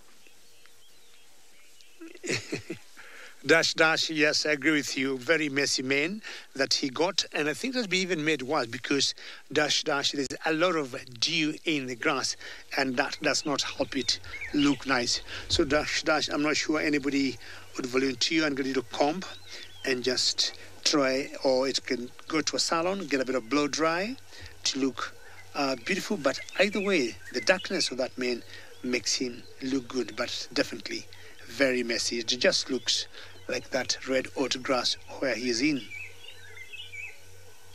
Enjoying the nap, just like the youngsters we saw earlier. I don't want to believe all the 5, I mean the 4 youngsters and this 1 male, they'll have to depend on the sausage tree females to do a hunt. Earlier I was talking about of the migration having left the Mara Triangle, the wildebeest and the zebras back to Serengeti, and I think they must have started calving. It's always the 2nd week or the 3rd week of February when the calving starts. So that must have started, and they don't come back here until sometimes in June and July, thereabouts. And in the meantime now, these lions, I would say the whole of Mara, are left hunting, big game, buffaloes. It's a season that we call a green season. Then occasionally the chance on elands, giraffes, and sometimes even smaller prey like hartebeest or even toppies. Quite a tight period for them, I would say, because when you get big pride like the Olololos is a different pride, very close to the camp, or now the sausage pride, which is now growing because with 10 calves with them, then the 5 girls, that makes 12, with the 2 pride males, that makes 16, they will definitely need to get some bigger food to keep them going before the beasts come back. So we have always noticed that particular period, the lions get a little thin, and what they do, they split in small groups to see what will happen. Well, my favorite, pride to watch will always be the females and the youngsters or the calves. And having known these ones are here, I doubt they'll go anywhere. So what I'll do is to move on and find out where the girls are and the calves and find out what Steve is up to now. Good luck, Gigi. Well, awesome to find the other Aldonio Pyax bed here. Well, we went around from our elephant and we found extremely fresh leopard tracks on the western side of quarantine, heading sort of north. Then they came across Vuitela access and then seemingly crossed the road. So we've come along Gallagher Pan Road to see if maybe there's male leopard tracks, by the way. Very, very fresh. Either Tingana or Hukumuri. I don't know. But we're just going to have a little look. Going to go up Gallagher, see if they come onto this road. Otherwise, we're going to go back on Aubrey's and check Vuitela access again. I didn't see them again. It appeared that they went off-road, but sometimes the leopard will come in, walk a bit, then go back on the road. That does happen. But they were steamingly fresh. You could tell on top of the dew that the dew had been moved, making the track nice and sort of moist. The underneath of the track gets exposed and the dew kind of leaves a nice sort of residue on the ground. So that would be awesome. Possible that whoever this is the animal that was maybe seen on the dam cam at about 4 o'clock. Didn't get any confirmation about that direction that it was moving, so not 100% sure. But we've got our eyes to the ground, trying to see what tracks we can see.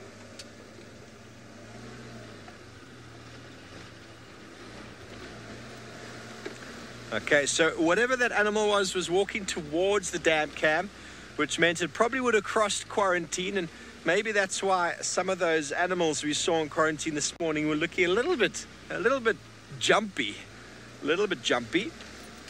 This is my favorite time of the day, looking at the bush newspaper on the ground.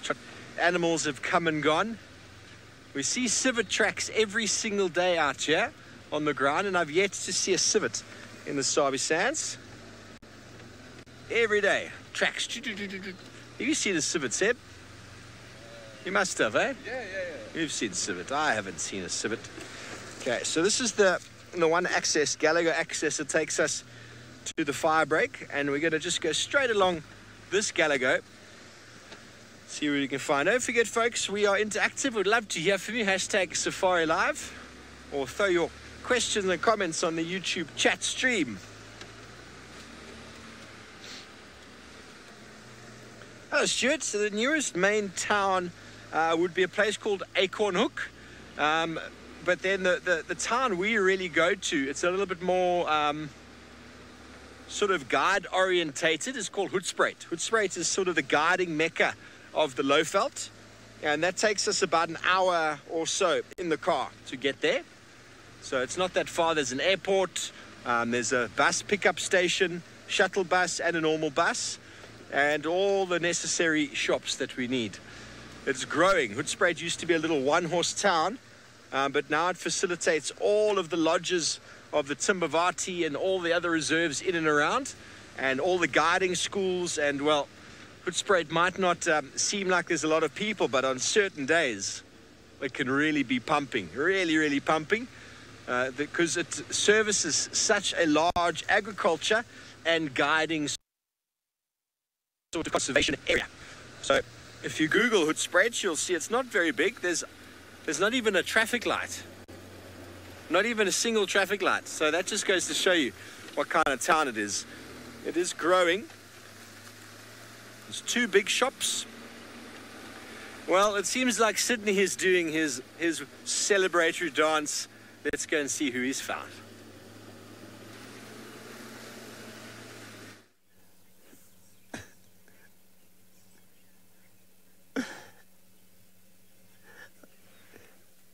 I have got a very beautiful cat here with me. I have been tracking them for quite a while now here on Triple M, and here is one of them. But the tracks on the ground is not for one animal. So others must be somewhere here nearby, because I saw the tracks is for two cats. So you can see that the lion is very much relaxed at the moment here.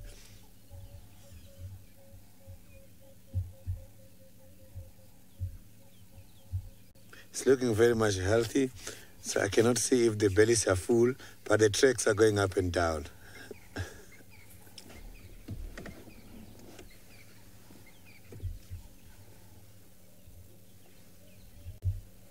So the females don't have a problem to walk just by themselves for quite a long distance.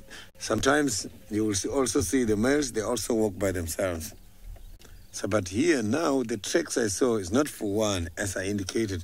I cannot see where the others are. You can see the black tips behind the ears for communication purposes. When they are coordinating their hunt, they do concentrate on this tip of the ears.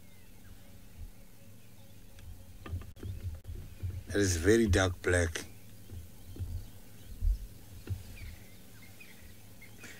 So the males, when they're just about 2 years and above, you will see here by the neck starting to develop some long hairs. That is when the mane is starting to begin. The beautiful mane that normally attracts the females for mating purposes. Also serve a very important purpose when it comes to the exaggeration of the body towards the other male counterparts.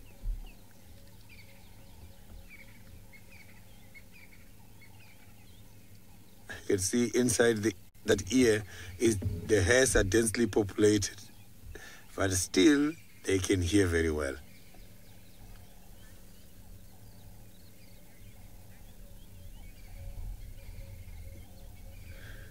Michael, I am not too sure if this is the youngest, but I can see that it's not looking that very old, still very much young.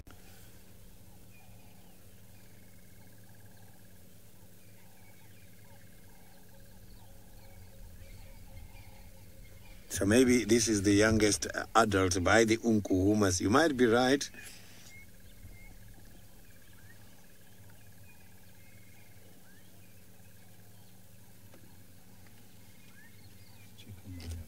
So I'm just going to pull forward a little bit so that we can observe the bellies, if the bellies are full, and to try and see if maybe we can see the others here.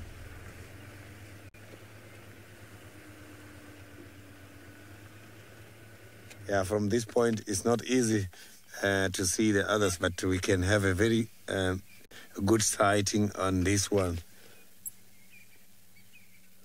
Maybe if I concentrate on the eyes might guide us to where the others are.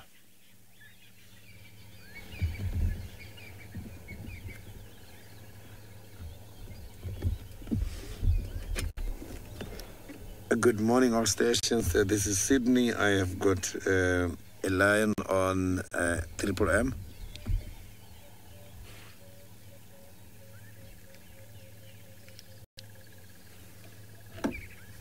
So you can see that this lion looks very much tired. It has been traveling, walking around here all night long.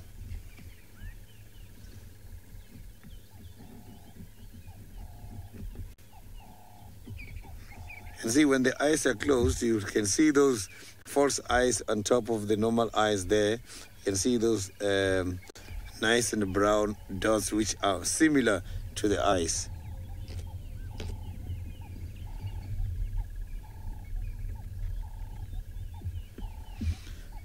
So this lion is very much inquisitive. You can see how.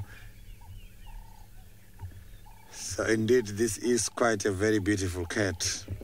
And he's looking very much healthy, as I have indicated. So they are enjoying their meal here in Juma.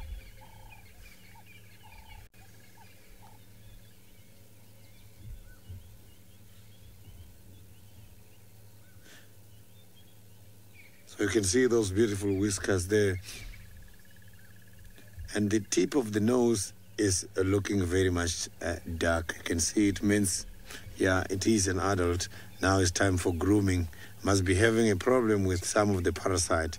So when he's licking the hairs like that, because of the design of the tongue, coarse tongue which has got barbs, she can be able to absorb some of these hairs, which will then form part of the hair balls. So she is collecting some of the debris there, some of the dead hairs, which will then go into the stomach.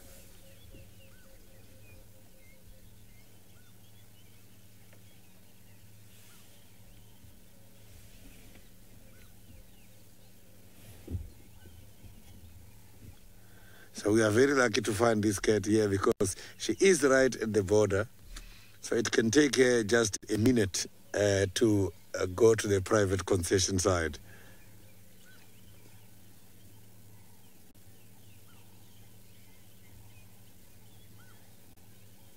So now let's quickly go to David, who is searching for the sausage tree pride. I will be here to see if I can find other members of this pride.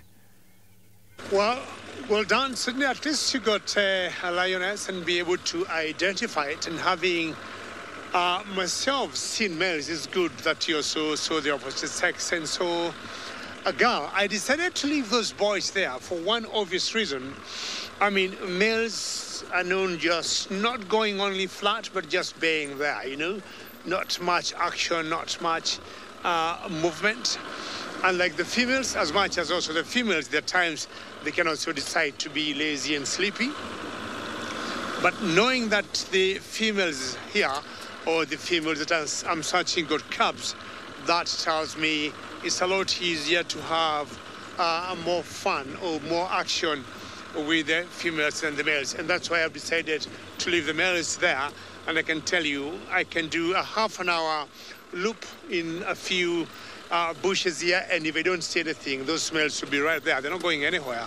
So that's very typical of them. Boom. And especially if they're in the middle of the road there. So this is the last area where Isaac saw the females last night. And I want to find out if they could be out on this side of the lager or on the other side of the lager, or they went looking for some food. Custom.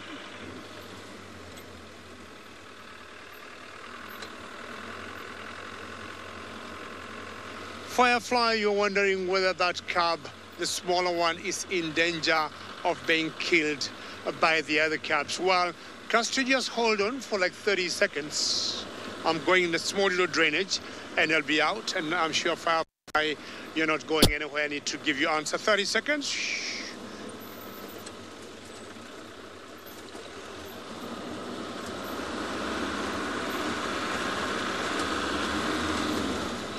My back, Casty, is all good. Hopefully I'm back and you didn't lose me there. And very good. So Firefly, what would happen is, if there be any concern on that one small baby cub, it will be other males, not the bigger cubs.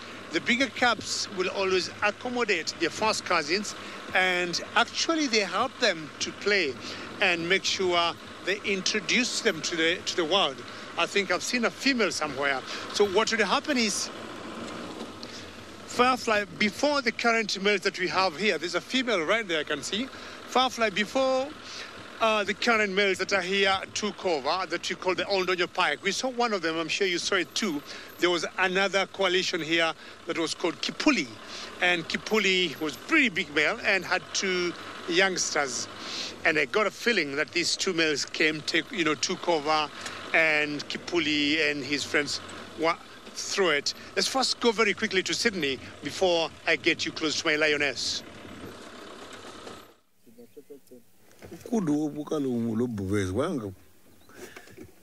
Something very interesting just took place here, as one of the lions was roaring much more this side by the private concession, and unfortunately we have lost that female as she just jumped and decided to follow the roar. And I can see she is now in the middle of the bushes. It's not easy to see her at the moment. All we can see is the kudu, who is looking very much concerned, watching the direction where that lion has gone past. You can see there's a kudu hiding.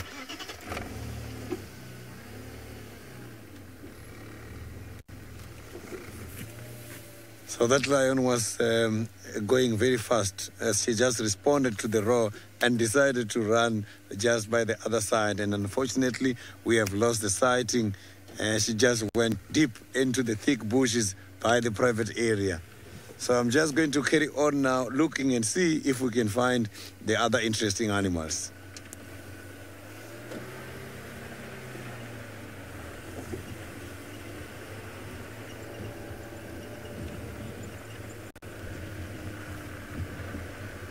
So now let's quickly cross over to David, who is having the lions at the moment. So sorry, Sydney, if your lioness took off, because I think my lionesses are not going anywhere, and it's always sometimes good and correct to follow your gut feeling. I had a feeling I'll be able to see these females. So just hold on, because we need to get a particular angle. So just hold on, we get... Okay, hold on, ladies and gentlemen, because we've got a surprise for you here. And I just want to make sure I get Archie where he wants. All right. And I think I'll request everybody to get a pen and paper, because we got a very special sighting here. Truly special for so many reasons. I had dreamt last night when it's the day I am going to see all the 5 girls together that make the sausage trip ride. And this, I think, is the day. We have always been seeing them in 2s, 3s, and maximum 4. But now we got all the 5 out for us. I got a feeling most, if not all, the cabs are here. Very good cabbies, ladies and gentlemen. Here they are, and why not? So definitely, I would say, who is that standing up there? Kingtail is definitely here. Mitty is also here, and the other 3 girls. And how special to see this. Not sure where she wants to go, the one facing that direction, but the cubs are right here and being quite playful. And this could be a day they could be looking for some game. Those are the 3 of the girls, and the one you saw walking away there, you see to your far left, that's the 4th one, and this is the 5th one here. So we're gonna be trying to, that's the 5th one there, and able to get a piece of paper and pen, because today we need to identify all these cubs and know who belongs to who without the confusion. I see some of them are trying to come and say good morning to us. See that one there? Hello. How exciting. See the courage, as much as he's pretty young, the courage she got compared to the other youngsters we saw earlier, the other males. They're still a bit naive, but still better courage than the other 4 youngsters we saw earlier. How lovely to see cubbies early in the morning and in this what I would call golden light. And like any other cubs, it is time for play. And in the background you can just hear some doves making some musical calls.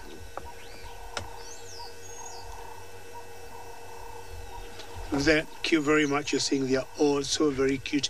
These are the bigger cubs, and it's good that you can hear the doves, calling their cast. Very good if the ambience is okay.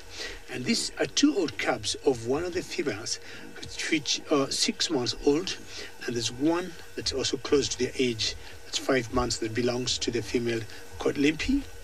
And now we need to know which cubs are here. I'm trying to count. Let me see how many small ones are here. 1, 2, 3, 5. I got 5 small ones here. 6 actually.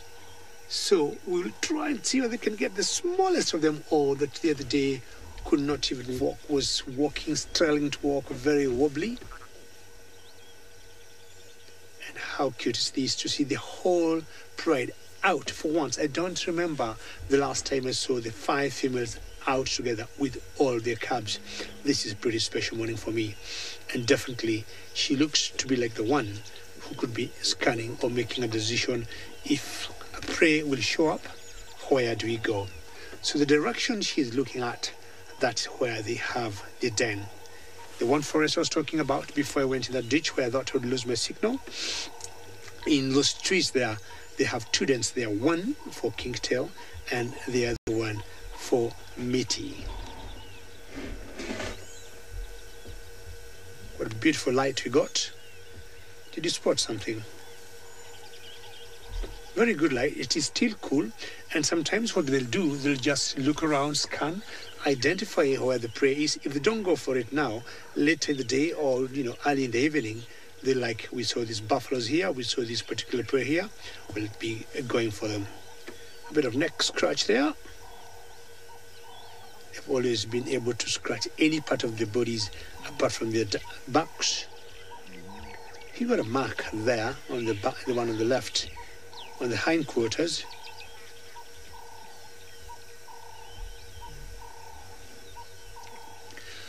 Never too late. That's a very interesting question. Do lions have particular? Ooh, look at that! Look at that! Never too late. Any particular distinct personalities? Oh yes, oh yes. And an example here, never too late, is when these lionesses have chosen to go hunt. I have always noticed kingtail will always lead. That's very distinct of her. She makes very intelligent decisions. And when she comes in and finds the other 4 girls hunting and in a little bit of an awkward situation, she always leads the troops. She always makes some decision to show where to go. So she's very personable when it comes to that.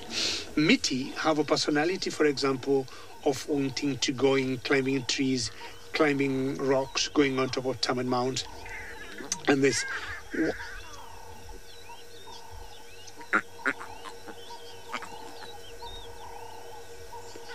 I just kept it there because I don't know what those cubs were saying.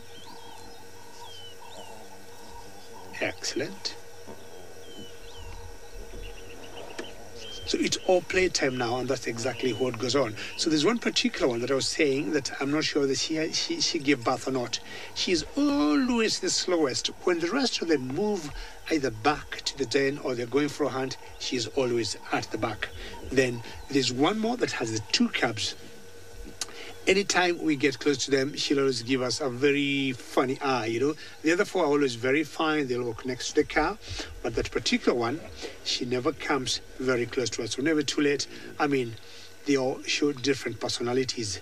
Looking at the 2 males that are the pride males for these particular lionesses, there's one that is always very friendly. And then there's the other one that was limping the other day. You just look at it or you drive the car, he'll always stand up, and we rarely go close to him. Not that he will do anything, but you'll always notice he gets very uncomfortable. He could have been maybe the father of that one youngster cub that we saw earlier. Very sociocat, grooming, just making sure the bondings get even tighter. They also re-establish the same. So you groom me and I groom you, see exactly what they're doing. And that starts very early, even with the cubs. You see, that one is a little dark. And that one dark you see, that dark one you see there belongs to Mitty. Mitty is one of the females here, and Mitty is the female that loves to climb trees. And I think 2 or 3 days before she dropped, her young ones was on top of a thorn tree. And, we all thought she was just trying to induce labor because I think a day or 2 later, she gave birth.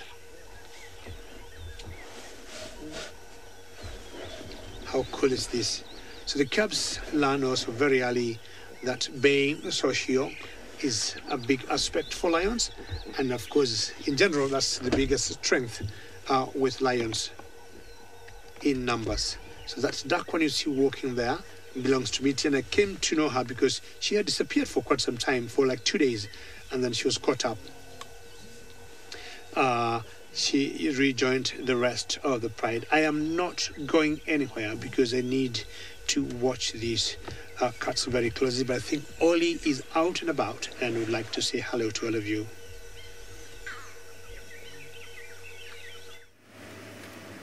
Good morning again. My name is Oli and my second name is Chloe.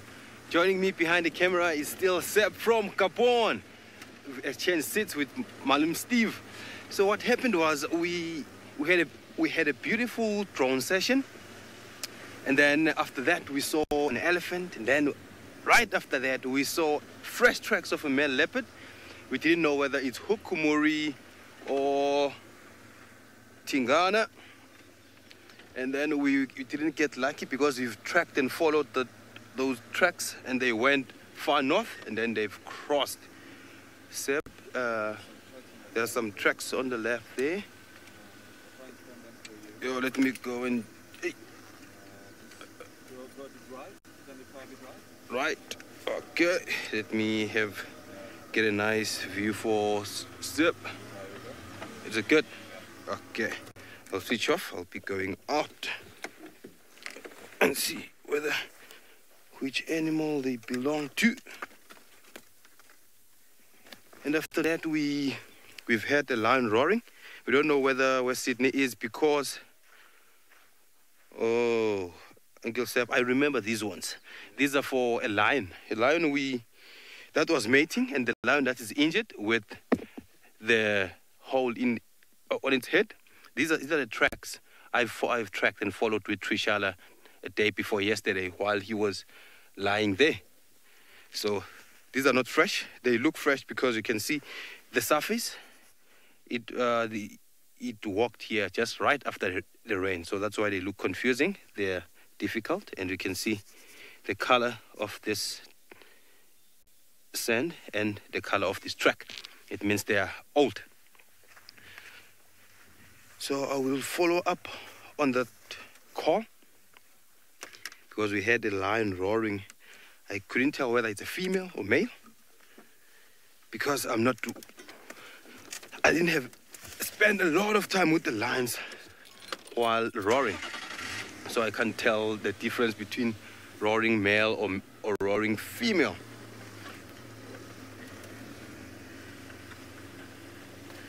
So what I'm looking for this roar we had, let's go to David with the beautiful cubs.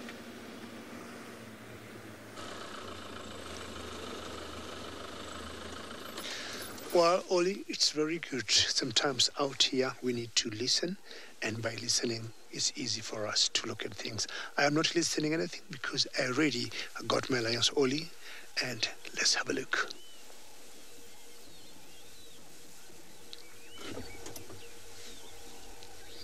It is time for play, excuse me, for the cubs. See how wonderful that is. Absolutely, we can definitely capture a bigger audience.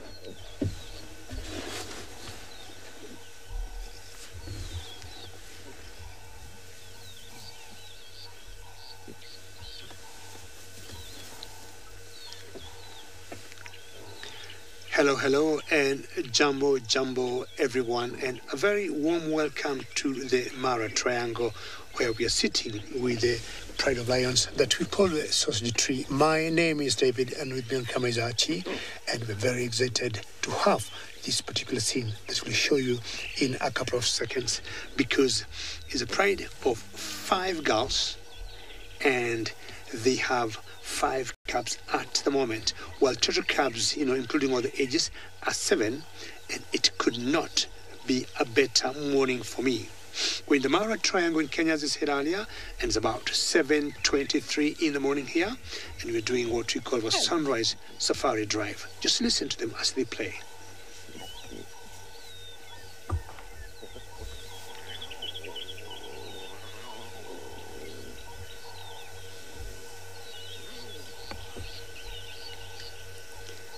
I do not think I would ask for anything better than this in the wilderness. So the small that are playing there, the small ones there are about 5, and you got 2 that's a little bigger.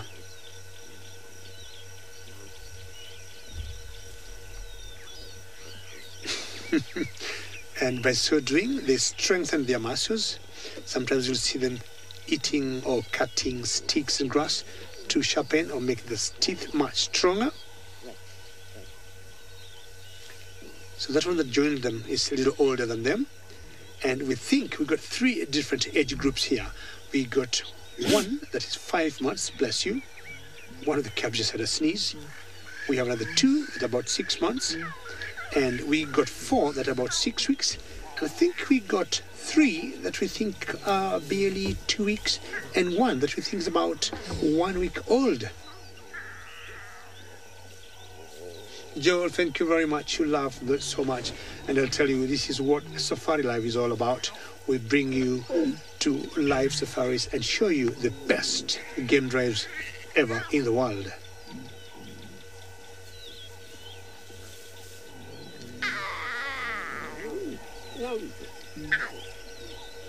Did you hear that?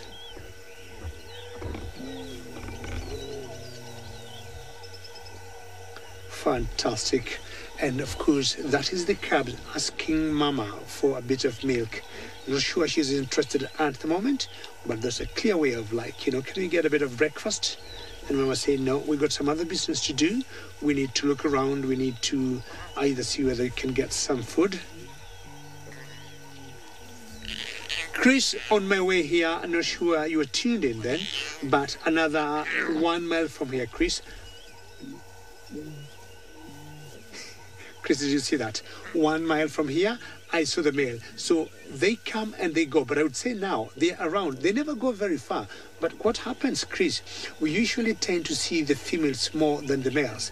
Because that one particular male I saw on my way here is about a week now since I saw it. So they're always within. But Chris, I'm sure you've been following us. You have noticed how tall the grass is. When the males lie flat like pancakes, we easily miss them. But the lionesses, because they have cubs, they'll need to move for a drink. They need to move to look for food. And of course, they're so playful when they're playing with the cubs. So it's easy for us to pick them up in the tall grass. But the males are always around. They would not chance to go very far. And especially now with these youngster cubs, they would not want to take any chances. April, these cubs will stay together for a very long time. I'll tell you what, in the Lion Kingdom, April, of the 3 cubs that I'll show you here shortly, 3 of them are big. They're about 5 months, 2, and 1 is about 6 months. And we have been able to identify their sex, and both of them, the 3 of them, are boys. Anything 2.5 years, they'll be fully grown, and they'll be weaned. It'll be time for them to be independent, and they'll be either themselves, throw themselves out of the pride, from the natal pride, or if they do not do that, the coalition males around here or their fathers will come, show them the door. Go have your life, go look for wives and have your own territory. So if the youngsters, April, you're seeing here, the 5 very small ones that you see very playful there, if they are girls, they're going to remain in this natal pride for the rest of their lives. So it's only the males that leave, and the females will always remain. Now these 2 here, April, you see, these are 6 months old, and they're boys. We have been able to identify them. Martha, at what age do lions start to roar? Anything 3 years, I would say, you can account for a good roar. Anything 3 years, you can say the roar. 2.5, they'll start But for 3, they'll start. The males may start earlier because they need to go and establish their territories. And to do that, they need to roar. So this one's just stretching and just scratching himself. The brother is gone, so he's the only one now remaining on stage, and I'm sure he'll not take long before he follows. If you look at him carefully below the tail, you can see the testicles, which tells you he's a boy, and being 6 months, he got maybe another 2 years or so, another 24 months before he moves out and gets a home. I want to move a little close and see where they could be going, because I would say they have made my morning. it's always wonderful to see lions, but when you see them with cubs, it's always very exciting. It's so cool. And if it warms up because of the small age of the cubs, they might want to go back in the den. Let's see how far they have gone. And I'm sure I can still access them, and we're gonna put them in the frame in the next few seconds. I can see all of them. So as they go towards the den, they'll be trying to sharpen their claws on the trees. If they find anything else they can play with, that's what they'll be doing. And if I identify the den, if my friend Isaac will be coming here later in the afternoon, he'll come right here. Because chances are, we have one to the left there, Archie, just sharpening his claw. I was just saying, let's have a look at him. See how playful they are. That's what they do when they want to sharpen their claws.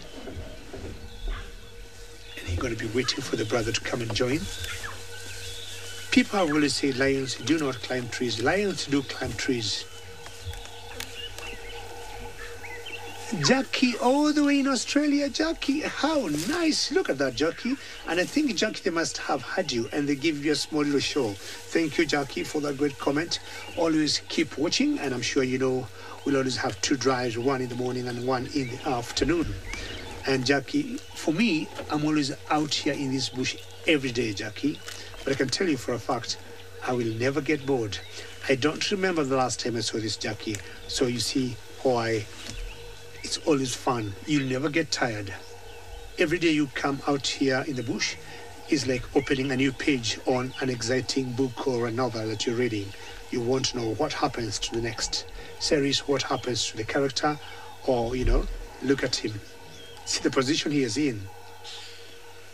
Definitely not very comfortable because lions are not climbers. They are designed, you know, to remain on the ground, but once in a while, we have even seen them going higher than that. Now, there's one female here called Mitty. Carol, wonderful. He is just pretending. He is a pretender to be a leopard. I agree with you, you know. Maybe, who knows, in this particular area I am in, there's a particular leopard that lives here. And maybe from a distance they've been seeing him climbing trees. And he's thinking, well, I can be good as that different animal that we see that does not look like us. Carol, you're right. And when they do that, I was saying, sorry, earlier, there's a particular female here that we call Mitty, that is a specialist in climbing trees. And all of them climb trees. And apparently, that's how we ended up giving them the name, the Sausage Tree Pride.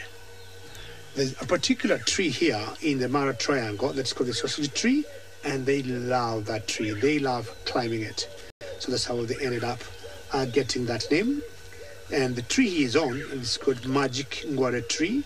And it's not as solid, or I would say the gradient of the branches is not like the sausage tree. The sausage tree is much flat. I think easy to have, you know, easy to grab. You can see there he is struggling a bit.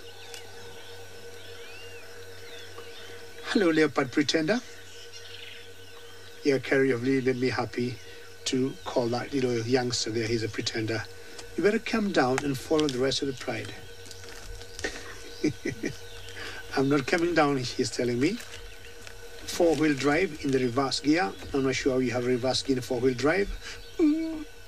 And funny enough, it's always a challenge to come down. It's easy for lions to go up trees. But coming down is always a struggle. Well done. Excellent. Yes, you did it. And funny, the brother moved away and just left him alone there. Excellent. So maybe another few more meters in this little ditch here and find out what these girls want to do with their cubs. It's not very cool for them to go back there unless they are sensing something that's not right. It's still pretty warm. And I'll be so close to them now. And they're all here. Good day, Archie. And one of the smallest cubs is right there. Bonnie, the mothers become very protective. They do not take any chances. Apparently, for the lions, every particular female have its own territory, and they never worry of other females because they rarely come, in conflict, because if that would happen, they'll definitely chase them away. Their biggest concerns for their cubs are always other males. Bonnie, we were talking earlier of a particular coalition that used to be here until maybe September, October last year. That was called Kipuli, and 2 youngsters that we think were overthrown by the one male we saw earlier today, called the Oldonyo Pike. Now, should any of these cubs not, have been sired by Kipuli, and Kipuli comes back, because they got a feeling Kipuli one day will come back. It won't be very long. He's definitely going to, unfortunately, kill the small ones. We have a lot of infanticide that goes on with the lions, and who knows, I just want to wait. There's 2 of them right in front of the car, and then they cross through. Those 2 belongs to Miti. Miti is one of the females here. See how playful they are. So the biggest worry of the females in general, Bonnie, is always other males. But currently, those 2 boys, or those 2 members of the Oldonyo Pike, have been doing a good job to take care and protect these cubs until maybe Kipuli comes in. A month ago, I would say, I saw Kipuli about 10 miles from here with one of the youngsters he used to be with, and not the other. And that one other youngster I saw with Kipuli had a very big scar on the face and on the eye, which meant they could have been involved in a fight somewhere. I do not know with who and where, and my gut feeling tells me Kipuli, it will be coming around here, and I think is only time will tell. If these cubs will not have grown bigger, it could be a different story. But if they'll have grown to the age of 5-6 months, chances are they will definitely make it. And Kipuli will have maybe no choice but to adopt them.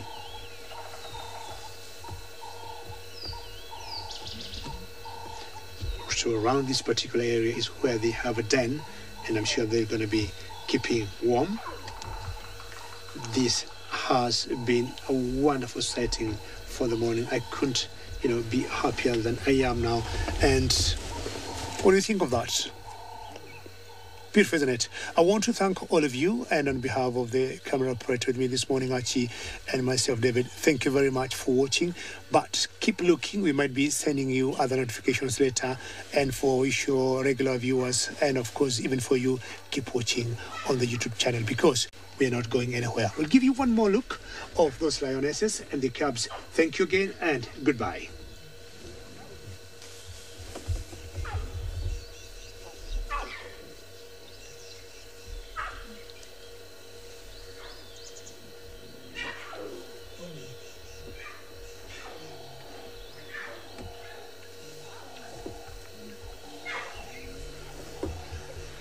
Excellent, ladies and gentlemen. I am not going anywhere unless these lions leave, because it couldn't be better than this. So they all decided to come in this particular ditch, but I got a feeling anywhere along this laga is where the dens are. Now, that's the very famous Kingtail. I'm sure all of you know Kingtail, and she's going down the laga. Not sure exactly where she won't go, but she's coming the direction we are in. And this is the oldest female in this particular pride, and I call her the Pathfinder or the Master. They all do a pretty good job, but personally I respect this girl. When it comes to hunting, when it comes to defending the cubs, when it comes to making decisions on where to go or what to do, she is just much, because she has a class of her own. Are you having a drink there, Kinky? I can't see exactly what you're doing. You could be having a drink, or are you trying to pull one of your cubs out of the ditch? Who knows? We're going to see that or know that in a few seconds. Oh, she jumped across there. Do you see how clever she is, and see how agile she is? She's such a big mama, but very agile female. We call her Kingtail. Look at her tail carefully. See the knot that she got? That's why we call her Kingtail. And not sure where she wants to go, or she wants to pull the rest of the pride out. Who knows? Which will be very good news for us. We still have the rest of the members where they were. Not sure why they came in this particular lager, whereas it was much warmer out there where we were before. But of course, they have their own plans, and sometimes very difficult to read them.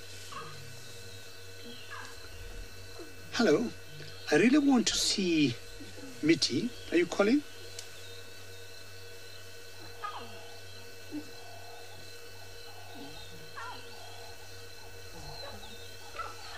Beautiful, beautiful. I'm trying to imagine I'll still have a lot of interactions with these lions here and I will not go anywhere. Sydney, let us know. What is your latest?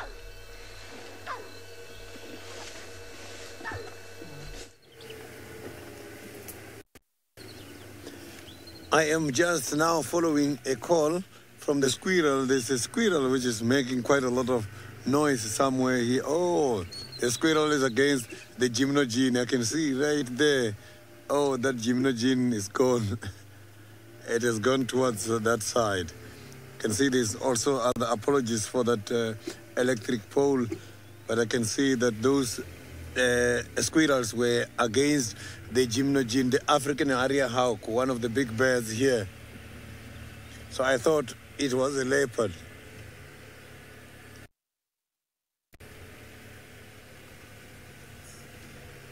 So the squirrels don't like these big birds because they are so very much small and the big birds can easily take them.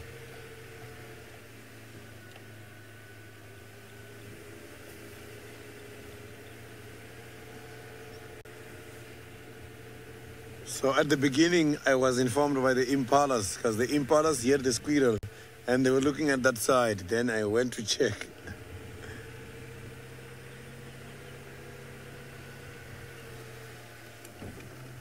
So I've just been to the hyena den and I found that the hyena den is not active this morning and there was nothing there. The little ones are hiding and the adults are not there.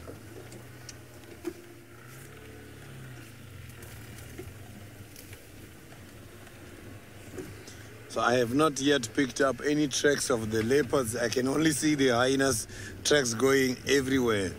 So the thing is, hyenas, they're not part of those animals you can follow their tracks in the mornings in order to find something because they walk around here all night long. So unless if their tracks are fresh in the afternoon, then that one I can prefer to track down. I'm sure tracks like that can lead me to something.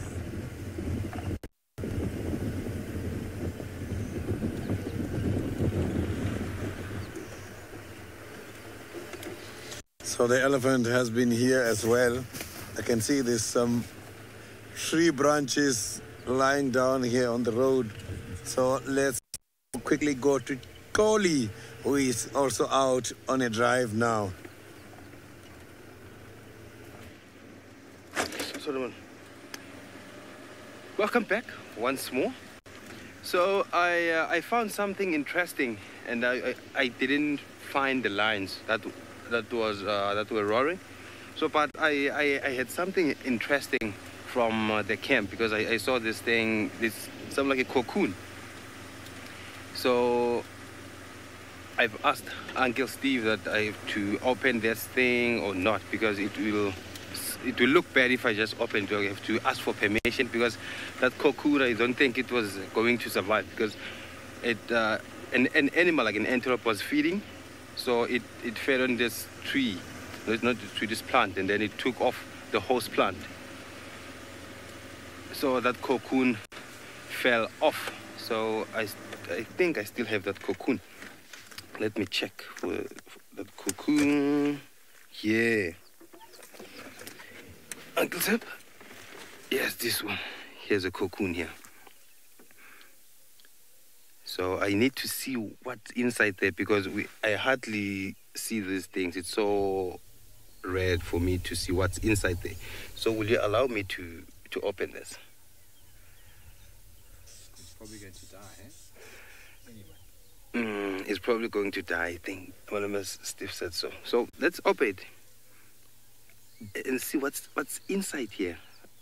And this is going to be interesting. Just want to see what's inside here. This thing is so hard. Ooh.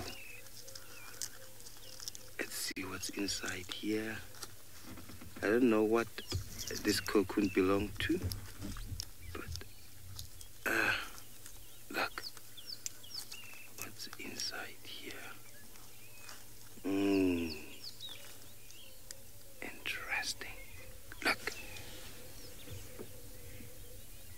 you have any clue what this is, if you do, just send your answer to #SafariLive on Twitter.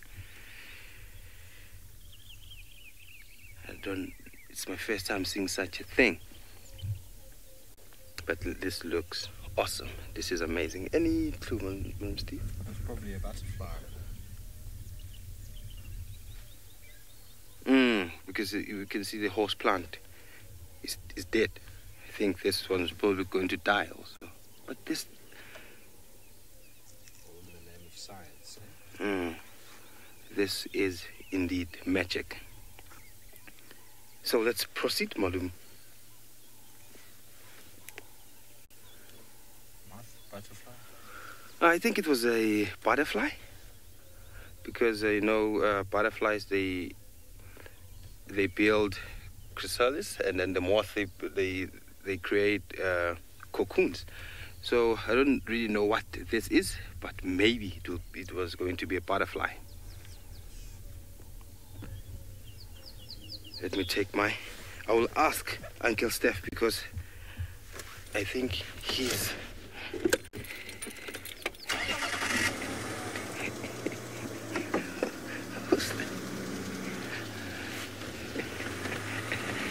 Who said this looks like an alien? I didn't get the name right, sorry there. Fahrenheit. Fahrenheit thought this was an alien. It really looks like an alien. It really looks like an alien because you can't see the head, you can't see the tail, you can't see the legs, you can't see the eyes, nothing. It just looks like something round, brownish, wet, white powder. So while I'm figuring out what this alien of mine is, let's go to the Marwa with the lions.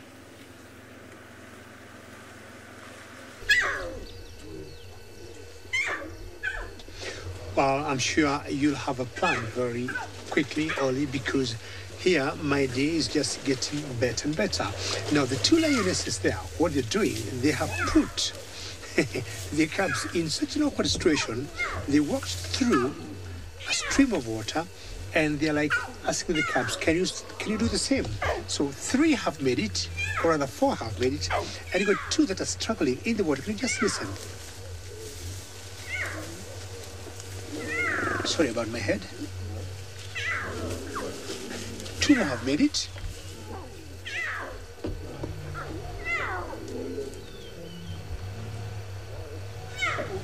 Very good. I'm happy, Castor, you can hear that, because it's so exciting what these lionesses are putting their cubs, the task they're giving their cubs for survival tactics.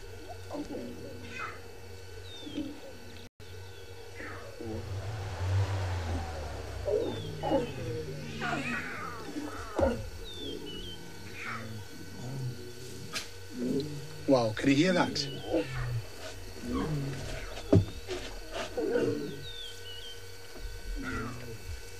So you've got 2 more that are still on the side I am. They're crossing to the other side. And I mean, there's some sightings like this that I truly call incredible sightings. Quite insane.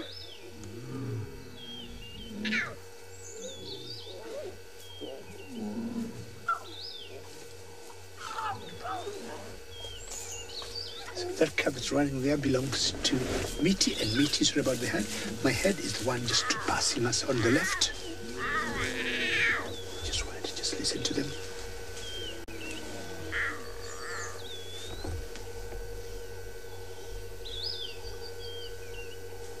She's just hidden somewhere there, but I'm trying to imagine she's going to walk across. You see her there? She's the one who's calling.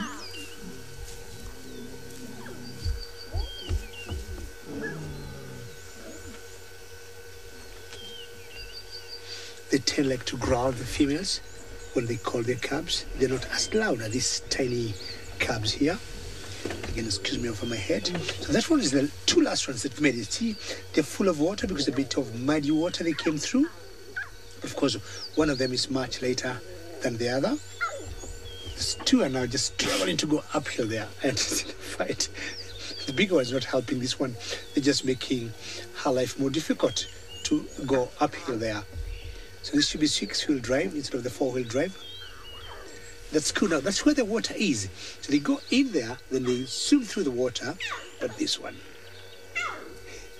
She can't build the courage yet.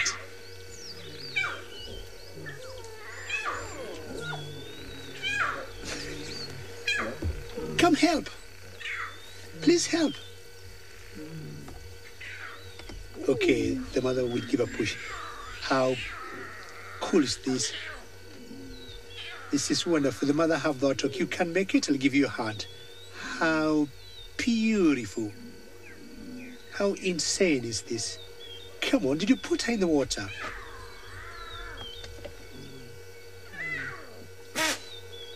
Bless you. That's another sneeze from another lioness there.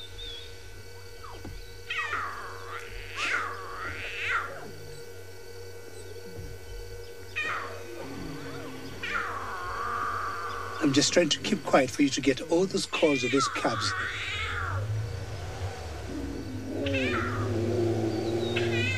So the mother here, all right, grab her by the neck and just cross her the river if she cannot cross the stream. She got a job to do as a good mother. This is out of this world. How cute. Fantastic. Good mama.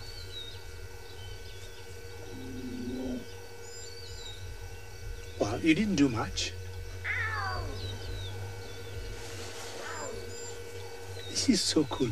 This is the one cub we are wondering who the mother is. So tiny, but still all the other cubs have been able to cross the stream. She is the only one on this side, but I think the mother is still pushing her to do it on her own. And she isn't ready to help her. And I'm like, you don't do it, you'll see on this other end. She got a mark there on the back.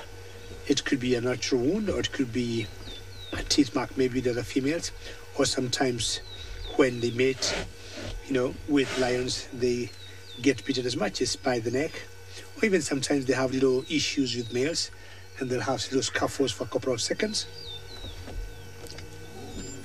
I remember there was a time we had a little fight, excuse me about my head, of Limpy with one of the Old Doña males, Old Doña Pike. How lovely is that, ladies and gentlemen?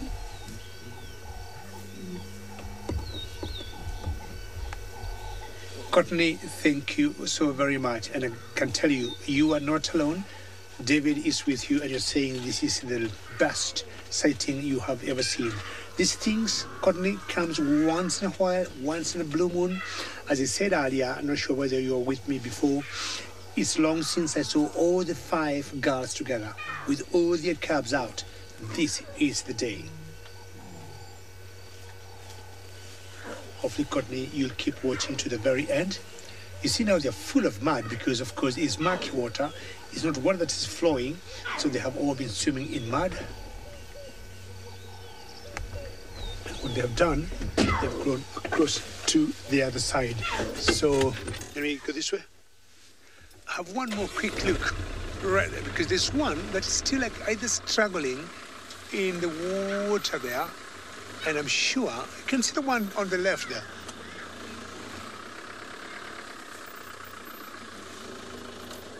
Let's have a look at the one on the left there, because either, I'm not sure, we'll have an obstruction of a tree there, but if you look carefully, you can hear her calling.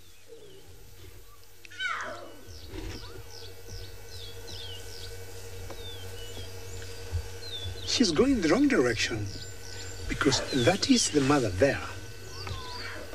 And I'm not sure they have a miscommunication between the two.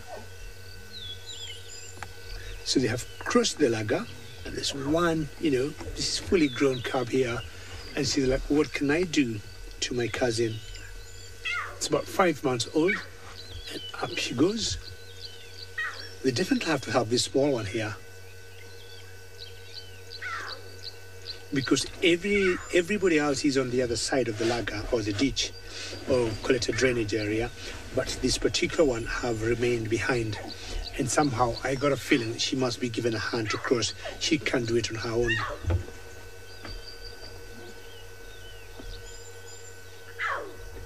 I'm sure you can hear her calling. Thank you, Archie. That's where she is.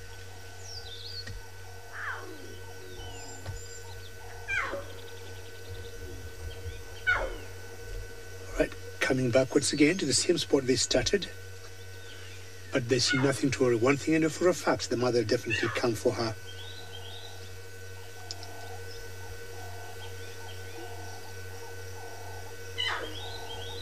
She still keeps calling. See, that's the mother there, debating. Fantastic. Thank you, Casting. I'm happy all of you are enjoying this very special setting from the Mara Triangle in Kenya.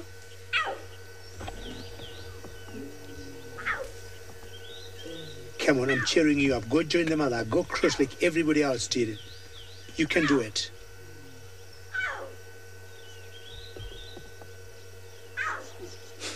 She's still calling for help. It's not life and death. I mean, because the mother is just watching from a distance. I can see both of them. And that is the mother right there. See where the mother is? So the mother is like, come on, you can do it. Okay then, if you can't do it, then it'll come for you. I thought you're a nice cub. Exactly, I agree with all of you. The mother has to do something. Initially, I thought, she would be able to do it herself. But I think the mother is like, you can't do it, then it'll come for you. So the mother is just about to cross that stream. She just jumps there and just watch her carefully. Lions are not very good when it comes to water and mud. But I think, can you hear the mother calling?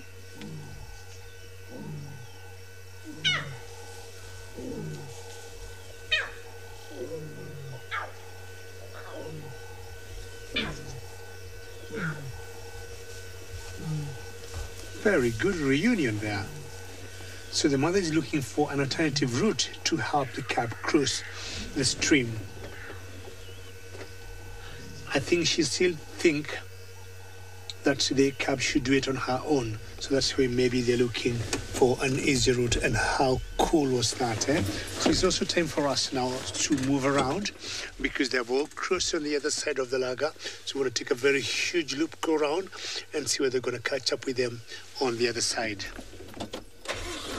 Quite exciting there. Okay. Just need to back up slowly and surely.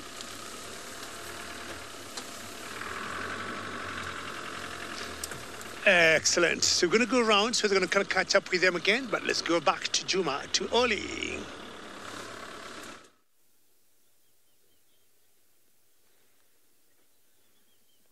From the cats in the Mara to these wonderful small creatures in here, which are called the dwarf mongoose. One of the interesting mongoose you can find in Juma. These are the dwarf mongoose. And then you can find the water mongoose, white-tailed mongoose, slender mongoose. These are the ones that we mostly see compared to the other ones. What are they doing now?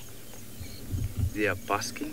They're getting some energy from the sunlight because we had this crazy cold morning. And I've heard that these mongoose, they are mostly associated with this bird called a yellow-billed hornbill. But they're out and the bird is not around. Or maybe it was here and then it left. So we have a big family here. And this is where they are staying at Termite Mound. This is what they utilize for their safety and security. They're also led by a dominant pair, which is allowed to breed.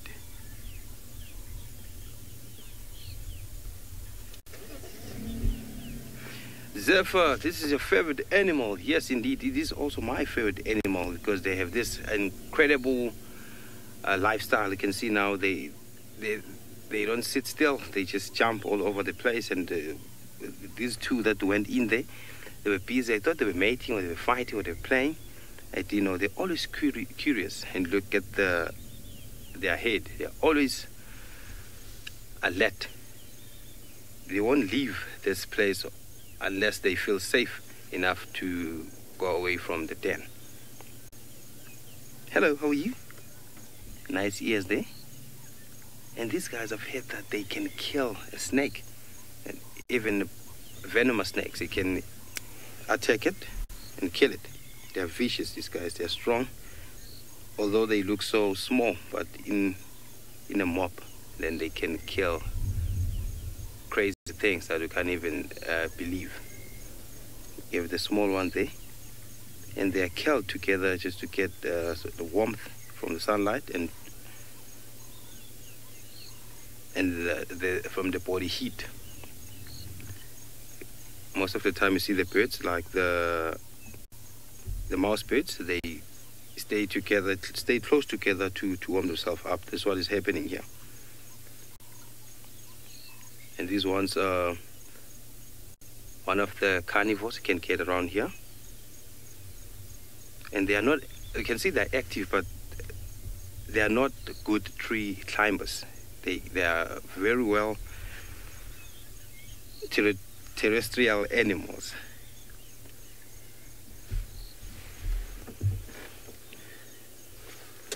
So what they do is, you can see they live in a family or in a group, but these are the ones like the youngsters. Yes, Kim, they do look like teddy bears. They do look like teddy bears. You get the ears, the face, the nose, and the eyes.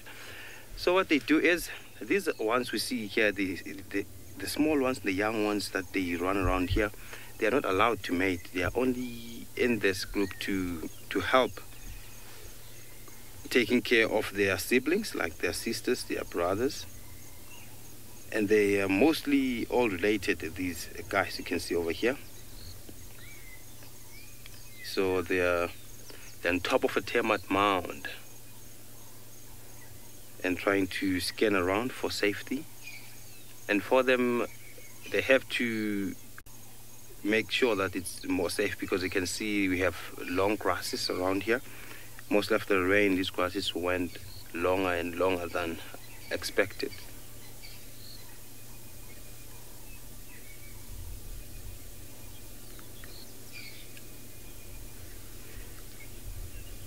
So, while these guys are curious and up to something, let's go to the Mara with something beautiful.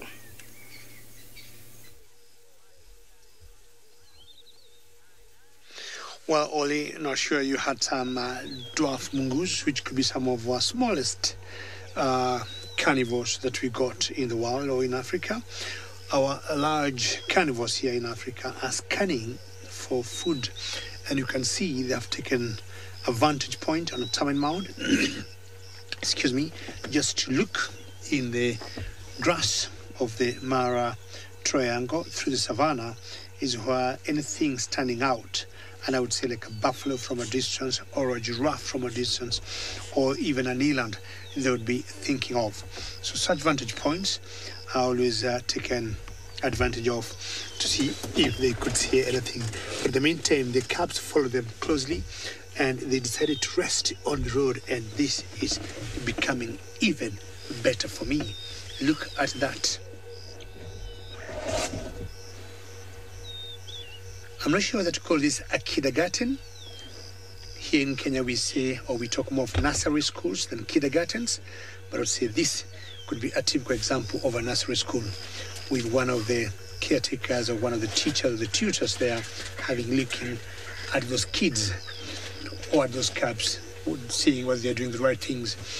And it's a kindergarten of mixed classes, different ages. The one that just sat down is the newest member of this edition. I can't remember the name of the viewer who asked me whether there could be a worry of the small cubs from the bigger ones, but as you can see there, it's all welcome to our world. Come join us, let's live together. This is what lions are known for. Very social cats of all the cats we have in the world.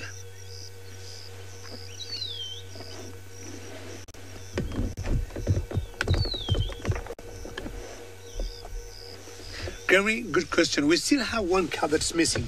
You remember we had one that couldn't cross the stream there.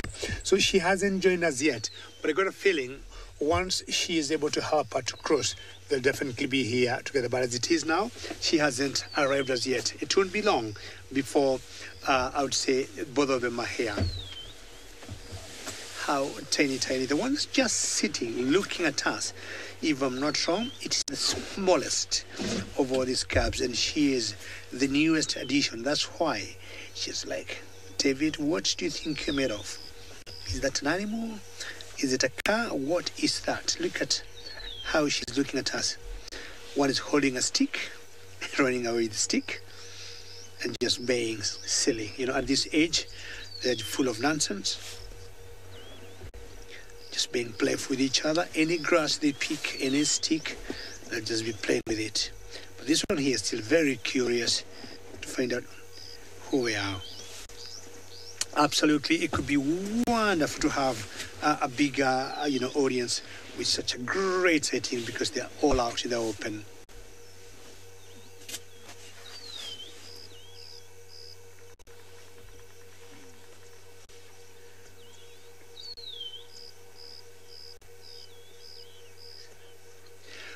Hello, Jumbo again, ladies and gentlemen. I mean, anybody who was with me earlier, I will surprise you because I told you do not go very far because every other minute we might be sending you more notifications of wonderful sighting.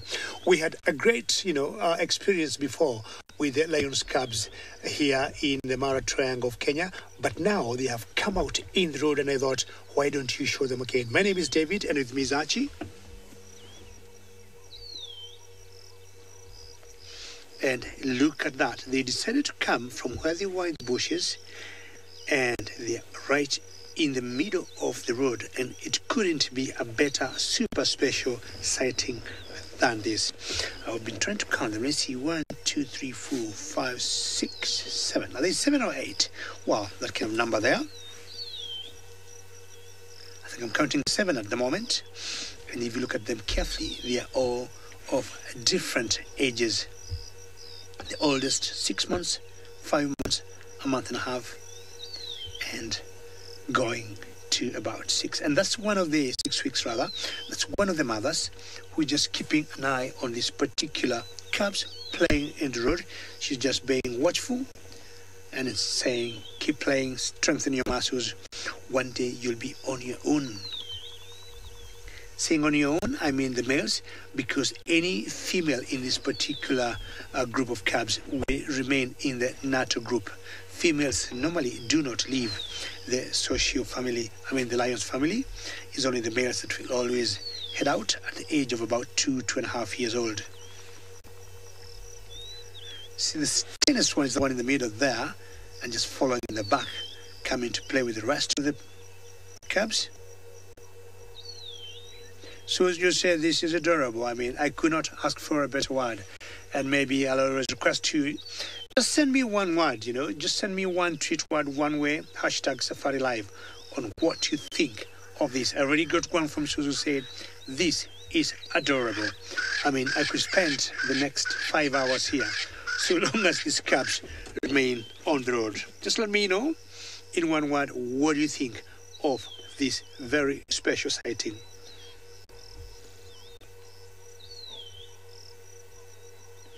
I call it myself a lion's kindergarten. Mika, thank you. You said delightful. I don't know where you are in the world. Mika, the other day, had a viewer who sent me a tweet from New York. And he told me, look here, David, I'm sitting in New York in my living room and I'm enjoying this with you like halfway through the world, 8,000 miles away. Mika, thank you. Delightful is a very cool description of this particular sighting. Please keep tweeting #SafariLive of what you think of what David is calling the lion's kindergarten.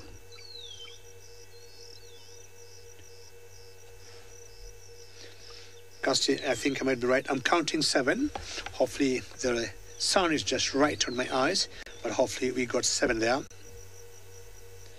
Kalina, magnificent. Excellent, Kalina, magnificent. I love that. I got a friend of mine in South Africa who is a camera operator. His name is Seb. When he says magnificent, he'll always tell me, David, this is magnifique. Wow. How exciting again was that. And as usual, don't go very far because we do not know what these lions will be doing next, and especially the Lions Kindergarten. On behalf of myself and Archie, we'll give you one more quick look. My name is David. Thank you very much for watching. Goodbye. For our usual viewers, please keep with us on the YouTube.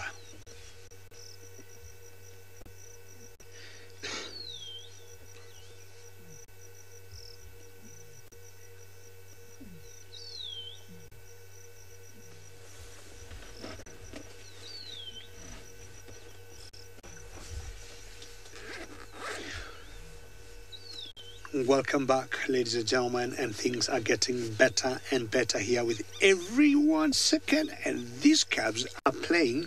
And I think I had plans of maybe jumping out of the car earlier, and I changed my mind because this is one sighting we rarely see. Let's take the advantage of it. But in the meantime, just waiting to see what they'll do. Let's find out what Oli is up to in Joma.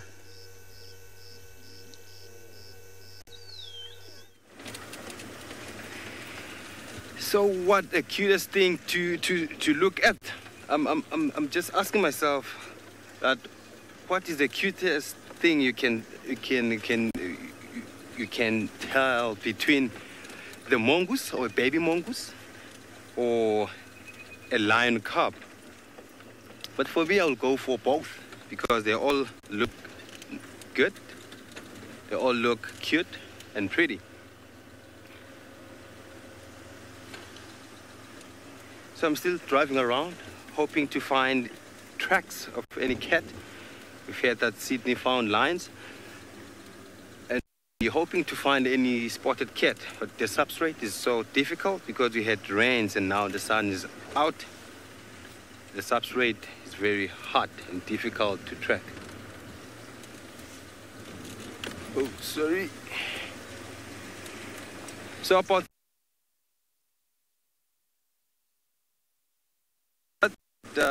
I found it on the ground, actually. It was, so I have asked myself what's in there. So that's why I took it, and that's why I've asked you guys for me to open it, because I didn't see any chance that that thing was gonna survive.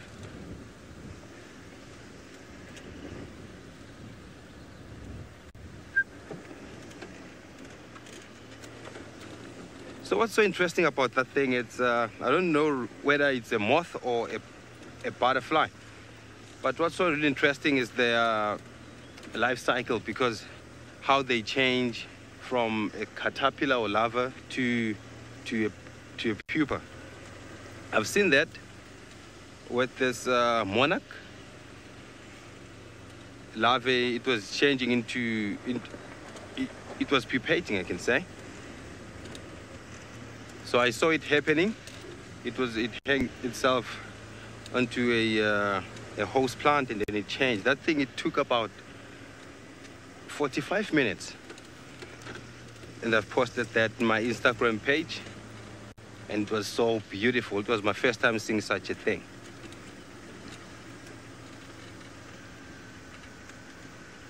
I think I have to stop here and listen. Maybe I'll be lucky if I get something. So while we're listening to the sounds, maybe we'll find something. Let's go to the Mara with the cutest thing that they chose to drink milk.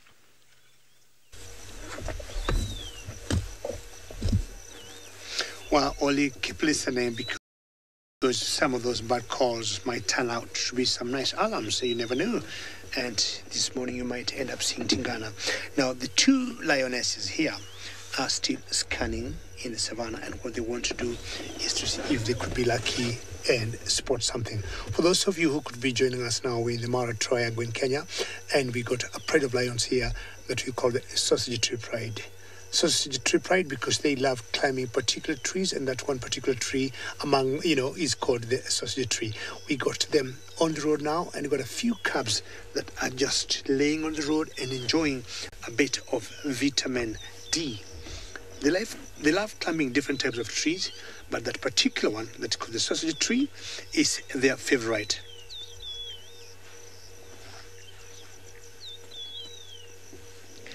Very good question, and I think that is one interesting question.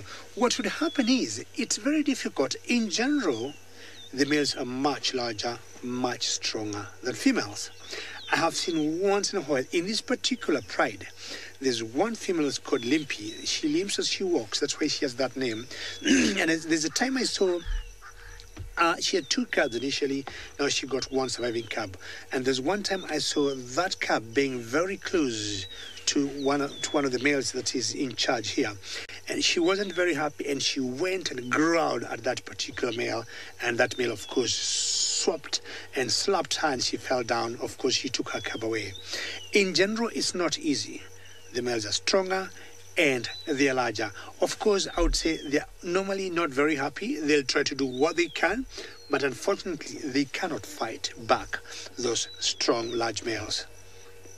And the reason for the infanticide is if they come in this particular pride, for example, excuse me, those males do not want to raise what they did not sire. They want to have their own cubs to see them grow. Otherwise, if they raise the cubs and are theirs, once they're fully grown, they will definitely turn against them. I guess that's what will happen, but in general, you'll see they'll want to have their own cubs. Way back, there's an interesting drama I had, but that was in Tanzania, where a new male coalition took over. As you can see, that lioness walking the grass. And when it took over, there's one lioness that had 3 cubs. And what normally happens, once the new males take over and they kill the cubs, the females automatically will become in estrus, they'll start mating, and the males will have their own genes. But this particular lioness, what she did, she took her cubs to a long distance, like about a mile away. Then she came back to this particular male, and they started mating, and she never conceived.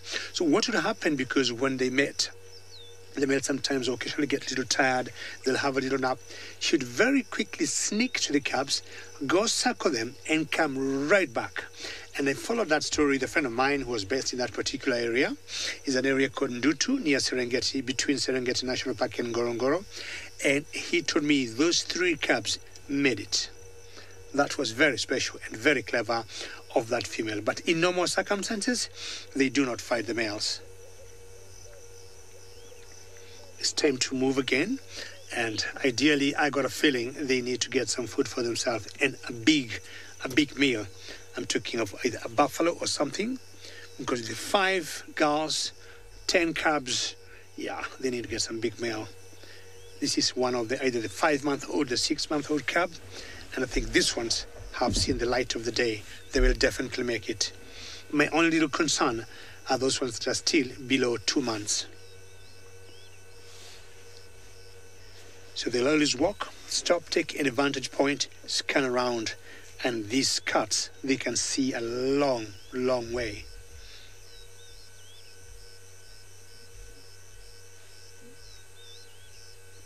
Said, will baboons kill a lion cub if they would find them on their own? Yes, absolutely. It has been done. It has been documented. They have done that. I mean, we all know baboons are omnivores, and omnivores, they would be eating anything when they're behaving as carnivores, from lion cubs, I mean, from lambs and fawns of antelopes. Yes, if found on their own, they would, because they also know lions go for them. It's a very big possibility. One of the biggest mortalities of lion cubs is abandonment, apart from, of course, hunger. If, for example, one cub here disappears in this grass and the mother's not able to rescue it and it's abandoned, chances are it will be gone either to the hyenas, leopards, snakes, big eagles, or even the baboons, as we are talking about. Limpy, who is one of the females in this particular pride, initially she had 2 cubs. Today she got 1. None of us knows what exactly transpired to that particular one. I mean, they're all possible theories. So these cubs need to keep catching up with their mothers. The challenge becomes when they have to walk in the grass. There's one particular female which was trying to help or rescue one cub that was not able to cross the stream. She hasn't joined the pride as yet. I'm sure hopefully she will. They'll move, have a bit of a rest, And of course, the grass being quite tall, it's giving them some good shade cover, I would say. See how they blend in very well in the red oat grass. And ladies and gentlemen, don't forget, should you have any comments or questions, as usual, hashtag SafariLive on Twitter. And just try and go a little close and find out what could be happening. Are they all still on the road? Have they gone in the grass? But as I do that, I'll take you back to Sydney for an update.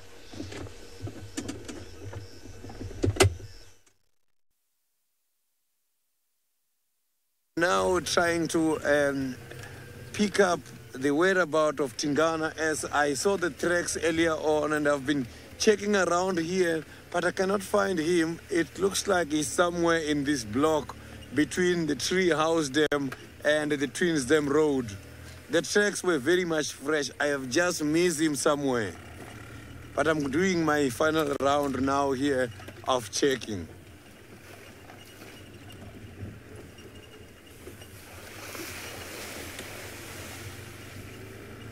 I haven't seen a Tingana for quite a long time. It will be great if I find him this morning.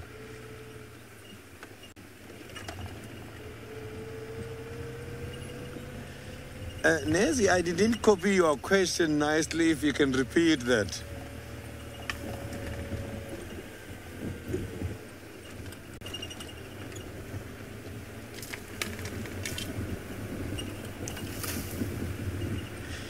The marula ice cream, I've just heard about it, but I haven't tried it. But some of the people, they do make jam. They do make jam from the marulas. And it's so nice and sweet.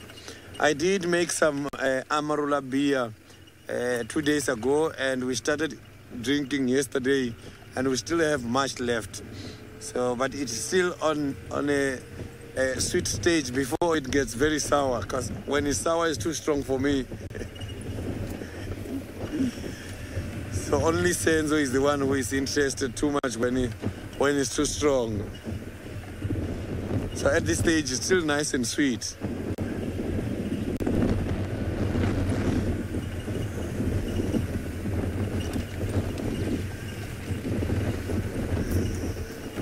So this is the area where I am hoping to find Tingana. He must be somewhere in this block, because we have been to the Tree House Dam and he has just gone past there. The tracks were so convincing.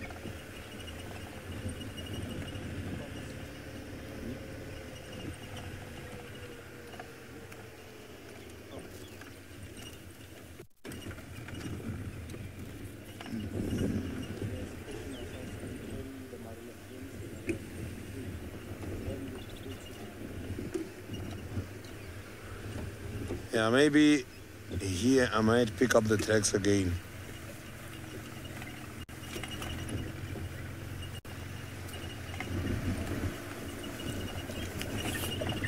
So he must be walking somewhere deep in the block here, because the tracks are not coming out on this road.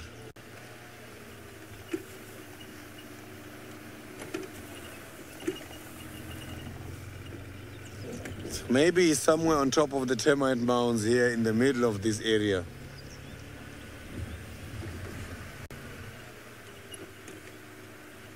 So I hope the squirrels are going to see him for me. They must have to start singing.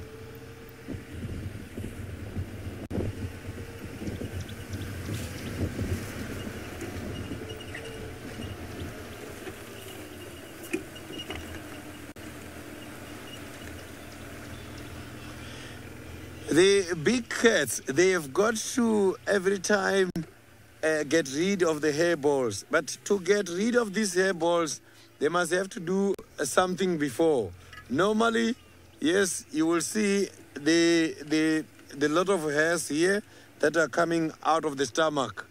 So some other cats, in order to get rid of the hairballs and all the indigestible material left by the digestive tract, they eat grass. So when these cats are eating grass, you must know they want to clean the digestive tract.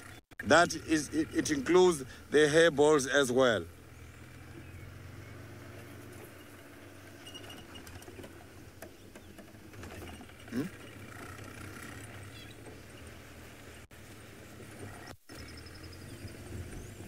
There is a squirrel.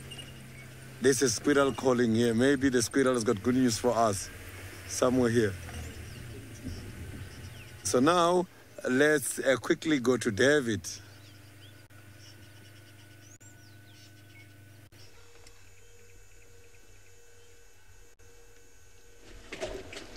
Well, ladies and gentlemen, I just see that there.